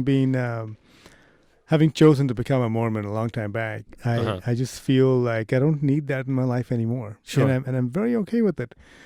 Opportunities present themselves, whether you're in business meetings or otherwise. And that stuff goes around, and obviously you get asked, hey, you want to join? And, you feel like you're not participating in some activities when really it's a personal choice, and none of you really changes when you don't drink. You're still the same person as a human being. So I just keep on going. I just like, hey, I'm good. I'm fine. Let's just get myself like a soda or something, which I actually don't like. Right. but it's something, and I just keep going. Interesting. Well, maybe I'll try to be more like you, man. I don't know. I guess I was raised in a household with the mentality of like, you're going to finish all the food on your plate because there are people that are living without, and you're not going to basically disrespect them by wasting this thing that you have, that you're privileged to have. And that was a hard one for me to get to break, of like, no, I'm done eating now. Like, I paid for the food. I can't control the portion size, but I'm not hungry anymore. And stuffing myself over this guilt of this thing that isn't really there. It's something that I'm projecting onto it, that that I was projected onto as a kid. Like, my not finishing the last 4 bites of my chicken sandwich I'm not actively hurting anyone, right? It's just my chicken sandwich. It's not like I'm going to mail that quarter of a chicken sandwich to somebody, right? So getting past that was a huge hurdle. So maybe my next one is just being honest all the time about how I feel about. Think about it. People would probably hate me for saying this, but it gets processed and discharged as waste regardless. Right. Right. And I think I don't see food that way, but I feel that if you make better choices and making sure the right food is on your plate, you will finish it. And you'll do a great job at it, right? But if you're, for some reason, kind of worried about something that you have to eat, right? Mm-hmm. And I kind of grew up in a similar environment where I had to finish everything I was given. Right. And in some cases, parents probably insisted, okay, you need to eat more food because, for whatever reason. And I found myself finishing my plate. And over time, that that in itself kind of wired me in ways to say, whether I'm getting a supersized portion of anything, I have to finish it, even Right. if I don't like it. And so usually when you supersize anything, you're talking about like a huge, a drink and an even larger, like a set of fries to go with that. And well, guess what? Guess who's finishing that? Right. And so Yeah, over your time, body. exactly. Yeah. Speaking of supersize, I don't know if you've seen the new Supersize Me. Have you Not seen the it? new one. Oh, it's really good. It's on YouTube. It's free. It's completely free to watch. And the original Supersize Me is also on YouTube right now. Cool. Free with ads. But it was pretty incredible. That Morgan Spurlock, man, I'd love to get the guy in here. He's an interesting guy. Yes, he really is. He's very passionate about exposing the things that we're not really aware of. Yeah, it's all synthetic food, man. It's just one of those things that. Well, synthetic words. That's the big one this one is about, is things like we don't call it fried chicken, it's crispy. Because there's like if the walls in your fast food restaurant are green, well, that has this halo effect of, green. I associate green with vegetables, healthy, so it's yeah. healthy, right? Or the word all natural, which everything is all natural. So like everything that you buy in a store, they can throw the term all natural on it because it literally has no meaning. It has no meaning at all per the FDA or the USDA or anything like that. But you don't know that. You assume them throwing that on there means, oh, well, yeah, this has got to be the healthier option than the one that doesn't say all natural. And little things like that. And Spurlock is genius. The guy's a genius. He's very, very creative guy. But anyway, so I'm not going to spoil it for you, but that's kind of the thing that it goes down. He decides to do a fast food restaurant, and he does some research, and chicken is the number one meat in the world right now. Like every second, like 8 chickens are eaten. Like 8 full chickens have been eaten every second. Something crazy. Wow, it's something crazy. Insane. I'm probably wrong. I don't have the numbers in front of me, but it's incredible. It's a staggering number of birds that are dying every instant. It's crazy. But so he decides, okay, I'm going to start a fast food chain with the chicken being our main thing. And so they end up picking a sandwich. And so he decides he's going to raise his own chickens on his own farm and then use those chickens in the restaurant, which no one's doing, right?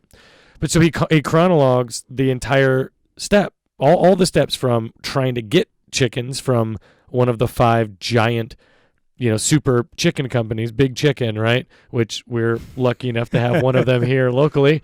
Won't drop any dimes on them, but apparently he just goes through the whole process of getting chickens, and then he rents a chicken house and he raises the chickens, and all of these steps, since he's videoing everything and like reporting all of it, like you get to see a lot of the stuff that's going on that really needs to change. And again, this downtime that we all have just might be what we need to really look at these things and say, okay, we're good going back to work. We're good going back to the society we're used to, but we've got some demands. Like, you know what I mean? And lay them out, because the people will always have the power, right? The mass of people, like the corporations and the big wheels that are turning and the establishment, they need us, right, to keep their wheels turning. So we will always have the power. I don't feel like we're using it effectively right now. Our voices are very muffled and they're very distracted right now, or at least previously. We've been very distracted with, me versus you, left versus right, this race versus that, all of these things, vegan versus meat eaters, that's a big one. Vaccines versus like not vaccines. Like there's so many little camps that we've been compartmentalized into, and we don't have to really be in those anymore. Because we're all on our own now. We're all kind of separated. Yeah, I think, and you kind of hinted at that, right? Where this whole time together, some self kind of introspection of sorts, where you're really trying to analyze yourself, where you are in life, what you want to do, and it's a great time to do that. I think you're right. With the available time we have, we can either squander it away and trying to do useless things, or or really look into ourselves, into what we want to do, how we want to do it, and how we want to live going forward, right? It's difficult in itself, but I think if we had enough information at our disposal, which we do, we just have to kind of look for it, right? There's so much that's published. Half of it is just available for free, but we just never had the time to look into it and read it and analyze it and correlate it to other things that might exist out there. There's a ton of things that you could do constructively to kind of figure out what the new you could be. It's just a matter of spending that extra time to kind of ask yourself that question, like, what does version 2.2 of Sid look like? I just don't know. Right, and then having the motivation, or I guess the courage to go and try it, having not done it before, not knowing whether you're going to fail or succeed, but go try it anyway and learn whether or not you like it or whether you're good at it, or even if you fail, which is not a bad thing. Once you get that first failure, did you enjoy it enough to want to get past that first failure? Like every successful person I've ever heard talk, most of them talk about their failures all the time. Mm-hmm. How many times they were booed off stage, how many times their businesses failed, how many times their whatever, insert whatever anecdotal thing you want. Failure is important, right? The first, I think it was, the first episode that I recorded on this podcast, I didn't get any video.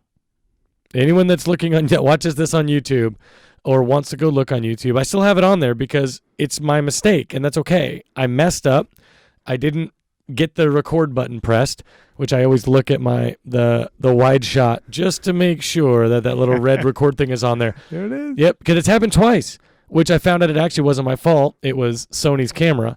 The where the SD card went in wasn't like done correctly, so it would kind of jiggle loose mid-recording, and then I would lose everything. Oh, wow. So I got a new camera, but I still, I put it up there because I messed up. There was another episode where growing up in Los Angeles, our vocabulary wasn't exactly the most educated or articulate, and I let a word slip that I grew up using that had different meanings. You might have heard that episode already, but I caught myself, and I corrected myself, and I didn't feel like it was important to remove it because it's honest.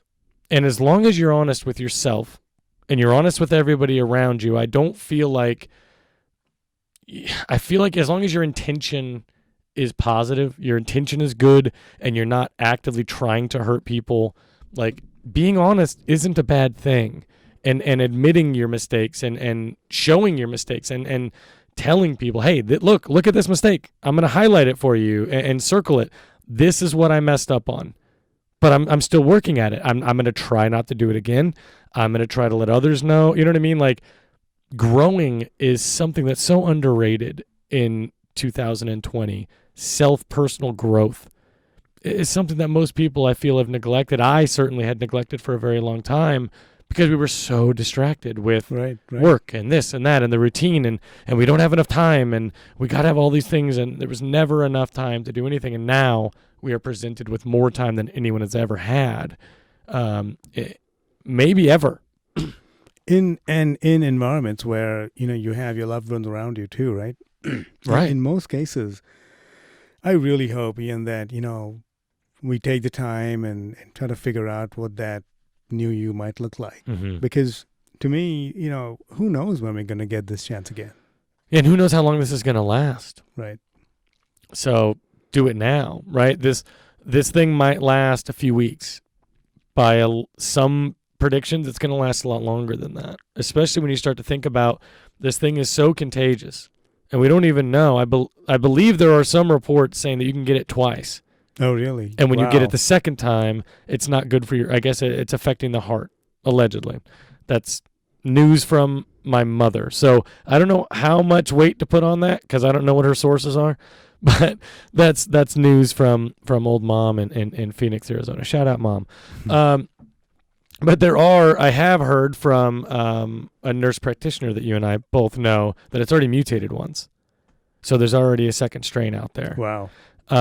Which is not good. But anyway, regardless of any of those things, whether they're true or not, like, we don't know what this is going to look like. Even if people quarantine for 2 weeks, that doesn't necessarily mean, like, have you been out? You've gone to stores. People are not taking this serious enough. There are still Walmart is They're packed. walking around. Oh yeah, there's people. It's There's a lot of people that are still not taking this seriously. Texas, up until I believe today, was when they did the Texas and Louisiana issued their shelter-in-place orders. But before that, there were spring breakers in South Padre Island in Texas. Wow. Just by the thousands. They have the National Guard deployed in California, right? Yep. And New York, they've got ships. They've got naval ships that are going to help with.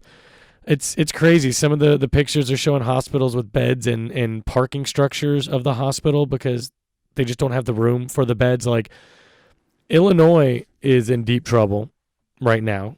I know New York and California are not doing well either. Wow. But yeah, those three states I know are getting hit hard. Washington State's another one that's being hit pretty hard. It's just a matter of time. It's a matter of time before it gets everywhere. This pandemic is the fact that just these facts alone, right?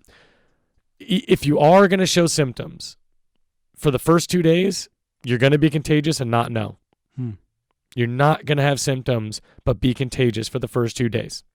Then if you do show symptoms, there are a lot of people that will show no symptoms and you have it for 2 weeks. So for 2 weeks, Amazing. You have no idea that you're passing it to everybody that you come in contact with. Like, that in itself is terrifying. How would you even know whether or not it's gone in 2 weeks, 3 weeks from now? How would you have any idea? Impossible. We don't even have enough tests to test the sick, let alone the healthy, the people that are asymptomatic. And you know something about viruses, I've yet to kind of figure this out, but it never really goes away. It'll mutate, it'll change, and then eventually it'll come back. And it's really the time of the year when it does come back. Mm-hmm. So I'm really hoping that it starts to get warmer, where you don't have these, you don't have the spread as fast. And because something tells me before you know it, you're in fall and here it is again. Yep. Yeah, if you don't get rid of it during the summer, winter's going to be real bad. Yeah. If it's still around coming this winter. Like, yeah. So we'll see. That's the scariest thought there, is if this thing goes through the winter.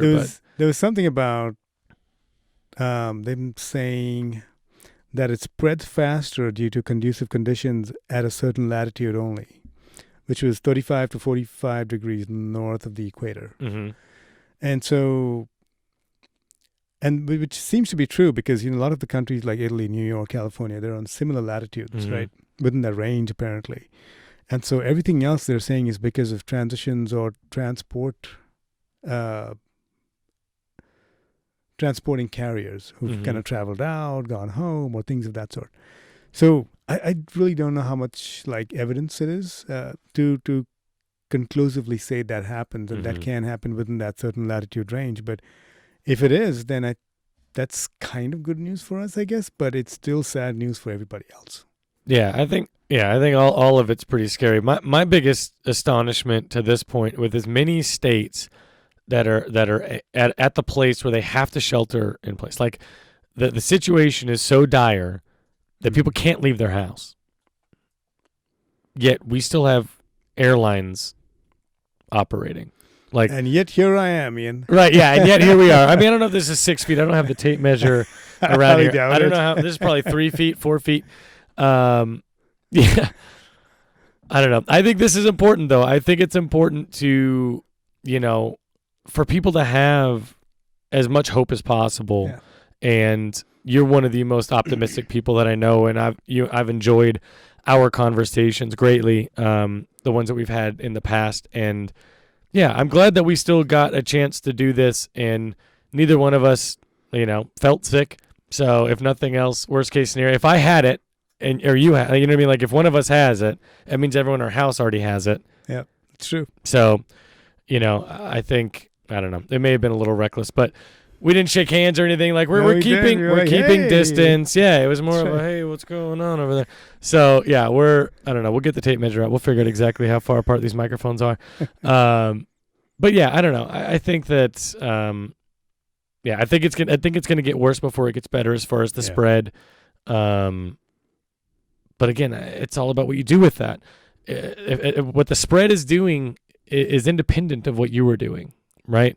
Whatever the virus is doing, well, good for the virus, right? But what you're doing needs to be good for you.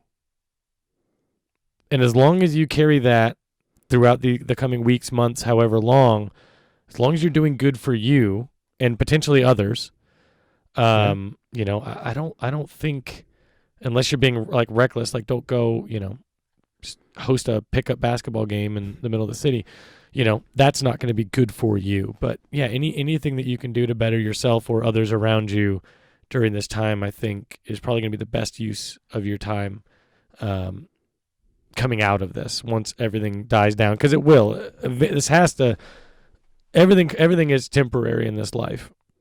Your life, my life, seasons, happiness, sadness, viruses as well. Everything will come to an end.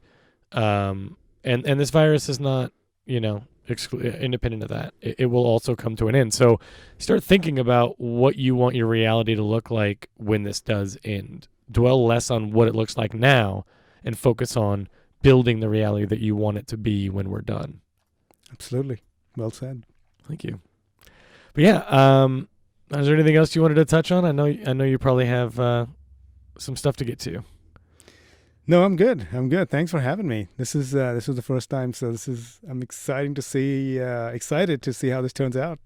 Yeah, I think this was a lot of fun. It's a lot easier than it seems, right? It actually is. I think these headphones were great. Your voice is like resonating in my head. I don't know if that's a good thing or a bad thing. I don't know. That was always my biggest issue with starting this thing, was being self-conscious about my voice. Like, hearing yourself is always a weird thing. That's why I try not to. I didn't want to listen to the episodes. Good or bad? Do you feel like, oh, I wish I would have said that a little differently, or not so much what I say, more like the sound of my voice. Like, I don't know how people go up and like sing in front of audiences. Like when I started, so during the season, I was losing my voice. Right, I went and saw a speech pathologist, and I also saw a friend who had some experience in vocal training and was going to help me. Because I mean, you heard me most nights after the first night of the tournament. It was pretty rough. It was very painful. It really hurt. And so, but I had never really used my diaphragm. Another thing I feel cheated of. No one ever taught me how to speak. It seems like such a natural thing. An important thing that you'd want to teach people is, hey, here's how you should speak so that your voice can last. But I never learned that. And so all this time I was using my throat and my neck to just project this sound rather than taking extra breaths, pushing from my diaphragm, and it allows your voice to carry a little bit differently. Like right now, even it sounds different than probably what, like right now, this is my throat voice. This is the voice that everybody's used to. But when you really project and you use that diaphragm, it sounds louder and more clear and crisp, but you really have to focus on it. Yeah. And that's the thing that kills me about it, is like, okay, now I can't think about what I'm talking about because I have to think about how I'm talking. So that was always the hurdle. Anyway, but so like my voice, I never understood how people could sing, and the vocal coach and the speech pathologist, they both kind of made me sing. Really? Wow. Yeah, just to kind of carry one note long. And that is basically singing. That's what singing is, right? Elongating your notes.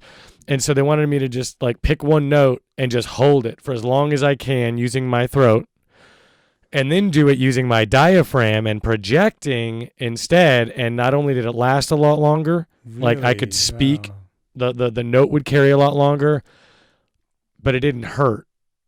And so it was very uncomfortable to have to sing because I'm very self-conscious about my voice. Oh, me too. I've found my voice kind of fluctuate throughout the whole day. sometimes it's high, sometimes it's muffled, sometimes it goes in a different timbre, and I've always wondered what it would be to kind of, I guess, get it checked out, and I've never really got around to doing that. It was interesting. I recommend it. I highly recommend everybody going to a speech pathologist because knowing how to effectively use your body parts is good, no matter what the part is. Like, your diaphragm has a function, and a lot of people aren't using it at all. It's just sitting there. And that's wasted opportunity that your body, this meat suit that we've been given to use during this reality, like, this is like, you touched on something else too. I'm keeping you here forever.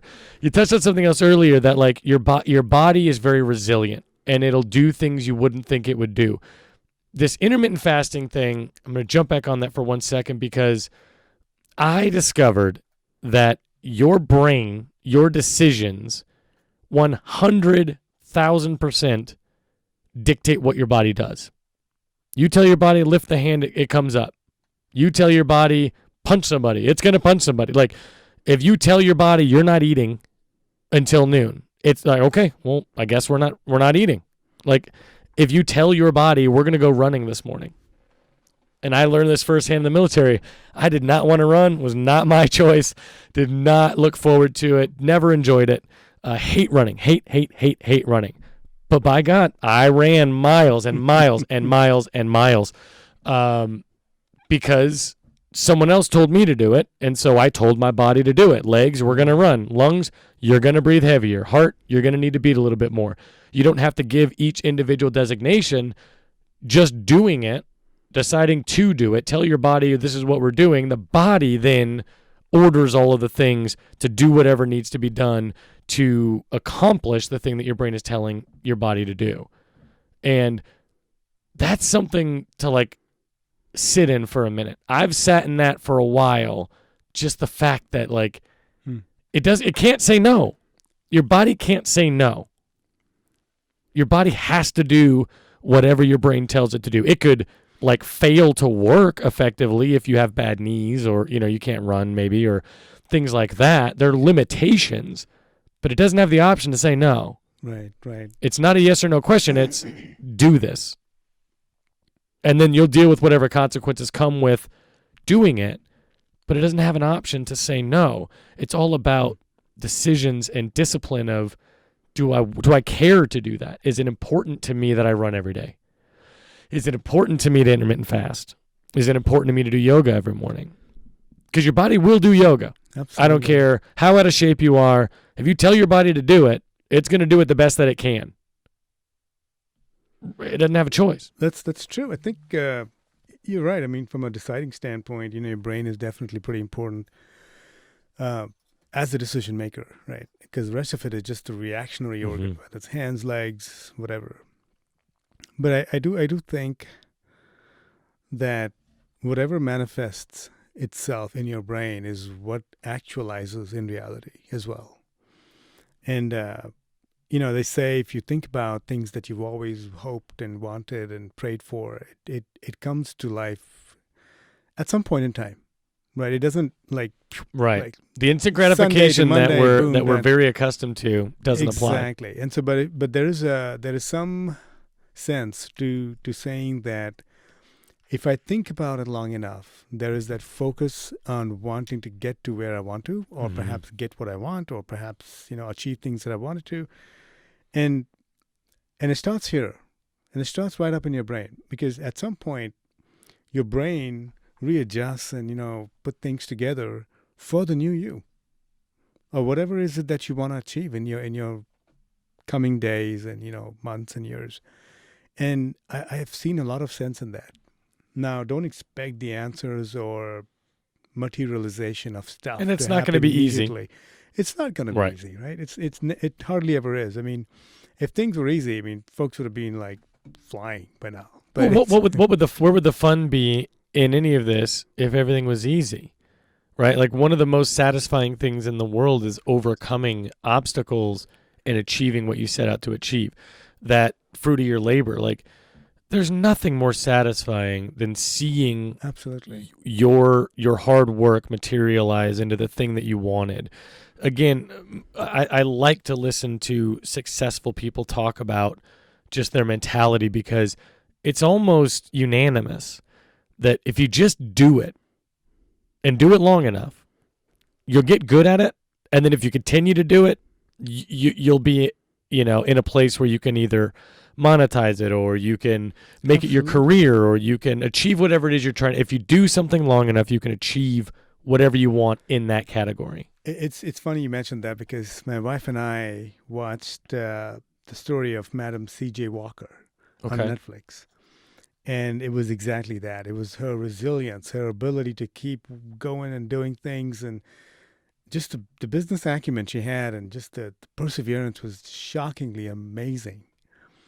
And we enjoyed it. I mean, it literally tells you that regardless of time and era and the things you go through, if you've oriented yourself for success, you will get there at some point. Mm-hmm. It's not if, it's when. Yeah, the mentality of like, this is going to work out because I don't have a backup plan. Like a lot of comedians, which I'm a big fan of comedy, laughing is a big part of my life. Laughing for me is a coping mechanism. It's this weird involuntary response like that we all share, but like, so a lot of the comedians, it's like, well, how did you know? It's like, well, as soon as I started, I knew, because there wasn't any other outcome with this podcast. Like, I don't care if it takes me 20 years of doing this and adapting with the times and the new equipment and whatever. Eventually it'll be a VR thing, I'm sure. Like, I don't care how long it takes. I want to do this. I see a lot of value in talking about the things that we should be talking about, and having discussions about mindfulness and, intention, and how important your decisions are. Each individual decision, how important that is. I think those things are beneficial for people to hear. I also really enjoy and think it's important for people to learn about things that aren't necessarily conventional, like alternative medicine, like the iridology episode. I still believe that is a very, very important thing for people to know about, just simply to consider. Not that it's more important than anything else, or you don't need to go to a doctor anymore, but it's still pretty interesting that you can determine a lot of things in my experience, and I tried to film it as completely honest and forthcoming as possible. We shared no information beforehand. Like 98% of the things that he brought up, there's only one thing that I haven't experienced yet, but it was in the same category of things that I have experienced. That's alarming to me. Wow. And actually, I'm hoping to bring him on soon to talk about this same type of thing of what he's doing during this, and what other thing, because he's a wealth of knowledge. This Ken Flady. We've been talking about getting back together here soon, because I just, people like that, he has so much information, and it's just information. Do whatever you want with it. Sure. But I think that information deserves to be heard. I think people deserve to make the decision for themselves, whether or not it's valid or something that deserves further investigation. I don't think it's for mainstream anyone to decide, well, this is what's accepted, so this is all anybody needs to know. I don't think that's the way to approach things. Yeah, I think, human beings in general, if we're not inquisitive, information is not going to come to us. Right. We're not born with, here's a book, everything you need to know is right in here, and it's something you aspire to want to know. You want to be that inquisitive person. You want to be able to look up information, correlate it, right, with your history, your background, your experiences, and try to make sense of it.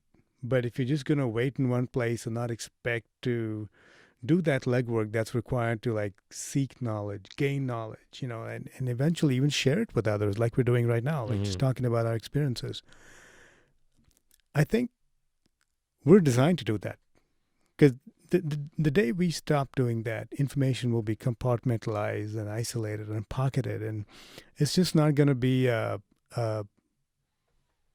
like a social thing anymore, right? So yeah, I think, and this is very true in even ancient cultures where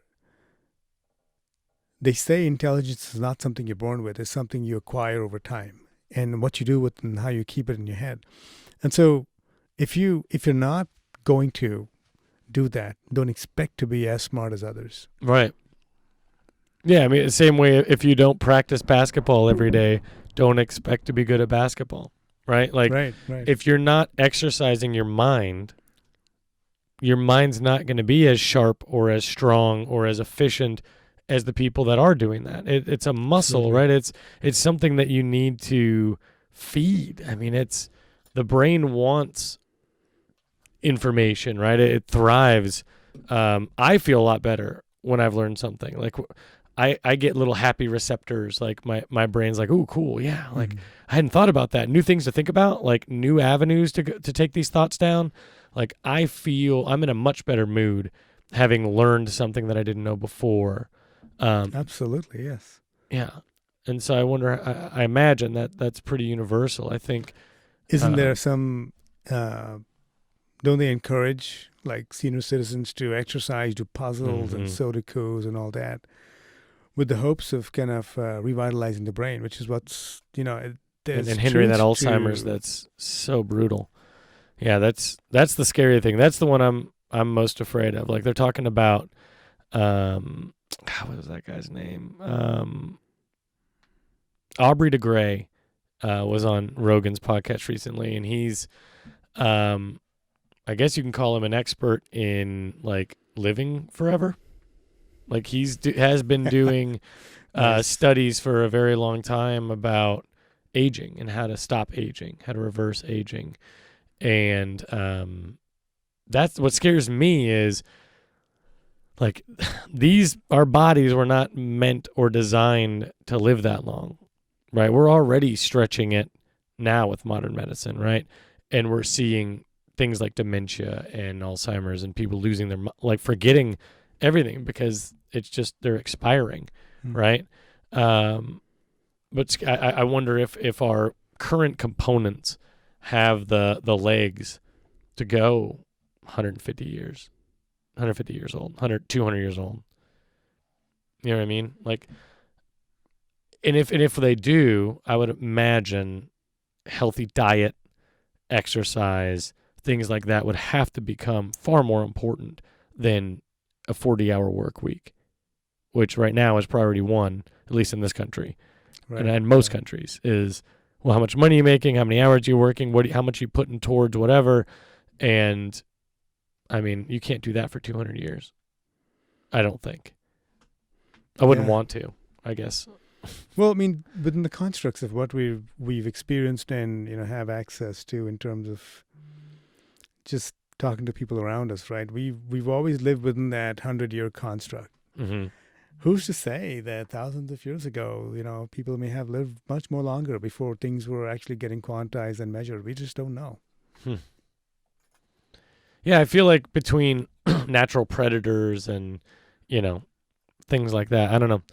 We have no idea. Libraries of Alexandria is a great one. I don't know how familiar you are with that, but not much. Basically it was, I mean, they had chronicles of everything. Atlantis, things like all these lost civilizations, and it was all in there.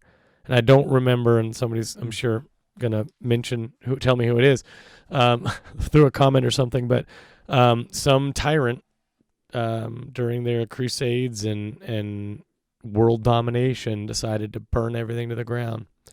All of that information, all of that history, destroyed in an instant, and we'll never know. We'll never know what was in there. What there's just so much we don't know about, and it sucks. It's like if somebody decided to destroy all of the information about building smartphones, and we're like, all right, go build a new one, and they're like, wait, what?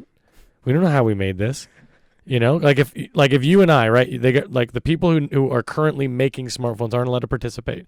You and I, with no information, have to start trying to figure out how they made a smartphone. Exactly, right? So that's how I look at the things like in Egypt, and how do you even begin to try to understand what the heck they were dealing with and what it looked like and how they accomplished the things they accomplished, because the things they did were so unfathomable based on what we know now. It'll be the same thing as if we lose, let's say we lose the internet and we lose hard drives, lose computers. Like, we have very little is saved on paper anymore. Most everything is in the cloud. So, which is there's one or two islands, I think. I don't remember which island it was, but I think Amazon or Google, like, the majority of all of their hard drives, because it has to be somewhere. And I think it's on an island somewhere. I don't remember what island it is, but they would never tell you. Oh, it's out there. It's public information, I believe. Doesn't mean they don't have extra ones in bunkers, but like an EMP, right? Let's say a solar flare comes through and just wipes out everything. Like, we'd be in some deep trouble. There'd be a lot of stuff that we would not be able to recreate if we lost all electronic information. Everything just went away. That's true. There was an article I was reading several years back where they were talking about what these archaeologists do, right? In terms of, like, where do you start with trying to figure out a new language, right? Yeah. It's like, imagine the whole world gets destroyed, and some extraterrestrial kind of floats right in and kind of goes into a city, and they start seeing all these signboards that, is written as, well, Coca-Cola, because we know that's how it's written, but where would they start? Like, what would that civilization do in terms of, like, trying to decipher marketing from language, colors, and like, is that a C? Is like the third alphabet in the sequence? How many do they have, right? And so that's exactly what these folks go through when they look at all these scrolls and things that are written in languages that aren't used today. Right. Is you look at the first symbol and say, wow, this is one of how many, and where do I start here? Like, what's my guide over here? What's kind of map am I using? And it's fascinating because there's a lot of information about manuscripts that were etched on stone and for longevity purposes, of course. And it spoke of all these civilizations that existed before us that were far more advanced. Right. There was just so much of information there. I don't want to get into specifics, but a lot of them essentially spoke of having, exposure to a much, much more intelligent person or a being that basically showed them different things to do and a better way to do things. And obviously there's a whole bunch of theories around, like, how did we come about and all that. But I think, in your mind, you can't help but think about, like, what if? Like, what if it was true? Does that change the design of things as we know it today? Yes, of course it will. And that's where your curious mindset should always be, like, not necessarily always hopping from one place to the other, but have that mental capacity to accept what might come your way. Yeah. Don't discount anything. Yeah, I keep butchering this quote. Eventually, I'm going to catch some flack for this whenever I have enough viewers to care about the things I'm saying, but the lead singer of Queens of the Stone Age, Josh something. I swear after this episode I'm going to get his last name. He said something to the effect of, go through this life being open to being surprised by this world. Like, leave space within yourself to be like, oh wow, I would have never thought that. Not. Well, whereas a lot of people go through the world like, nope, that's crazy. That doesn't match up to what I know, so must be bullcrap. But that doesn't mean that it is, because there was a time where what you know now probably felt like bullcrap, or you weren't sure, or it didn't make sense, because everything had to be explained to you at some point, right? Everything had to be taught to you. Like, and this is another overused thing that I say a lot, but you don't know anything. I don't know anything. I know what I've been told. I know what other people have told me is, whatever. But there's very little that I personally know, like, for a fact. This is, like, I'll bet my life on it. There's a lot of things that I don't know. Like, I don't know that the earth is round. I use that one a lot. I personally have not been in a spaceship that was outside of the planet and saw the planet. I've seen pictures. Are you a flat earther? I am not. I believe to like a 98% that there is a planet. But just because I've seen pictures of the Earth, I've also watched the Transformers movies, and those look pretty real too. So, and I know it's an over-exaggeration, but that's my hopefully comical to everyone else as well. The way that I compare the two, because I don't know that it's round. I believe it's round. I believe the Earth is round, but it doesn't really affect my life one way or another. Like this, whatever it is, it's been that way for 30-something years of my life. So, like, and I have no way of controlling whether it's round or not. So I don't really care if it's round or not. I don't have a whole lot of, like, I don't have a lot invested in whether or not the Earth is round. And in the same way, I don't know whether things like alchemy or things like crystals and healing and what, I don't know. I don't know whether it's real or not. I don't know whether you can actually like find enlightenment and go to other places during meditation, because I personally have not experienced that yet. But I'm open to the idea that it can happen, right? I'm open to the idea that is real, and I'm going to experience it for myself rather than just take it on faith or take it on, well, somebody else's, reputation or somebody else's opinion. Like, I don't know. And I'm a very inquisitive person, I have found in the recent years. A friend, Joshua Upshaw, uses a term called philomath, philo from the Greek meaning love and math meaning to learn. And I consider myself a philomath. I really love learning new things and experiencing new things and trying new things and failing and triumphing or whatever. And nice. The journey of discovering whether or not something's real is really satisfying. It's exciting. Oh, yeah, because it's the unknown and you get to dive into it. It's not reading a book and somebody else got to, do all the research and tell you what it is. You firsthand get to learn something you didn't know before. And maybe like it's something that'll change how you go forward after that. So I don't know. That's something that I definitely recommend to anyone who, again, has an inordinate amount of time to themselves in the coming weeks or months or however long, is just go learn some stuff, go try some stuff, get out of your comfort zone, because we're already outside of our comfort zone, right? We're already doing things we wouldn't normally do, and we're already in a position that we didn't think we would find ourselves in. So go explore, go walk barefoot in your yard and see what that feels like. Go just watch the trees. Seriously, just watch nature just for a little bit. Watch how the tree, I don't know, get too deep into this, but like I've sat on my porch for hours the past few days, just observing and appreciating how beautiful all of this stuff is. Like those trees in a different reality are deadly.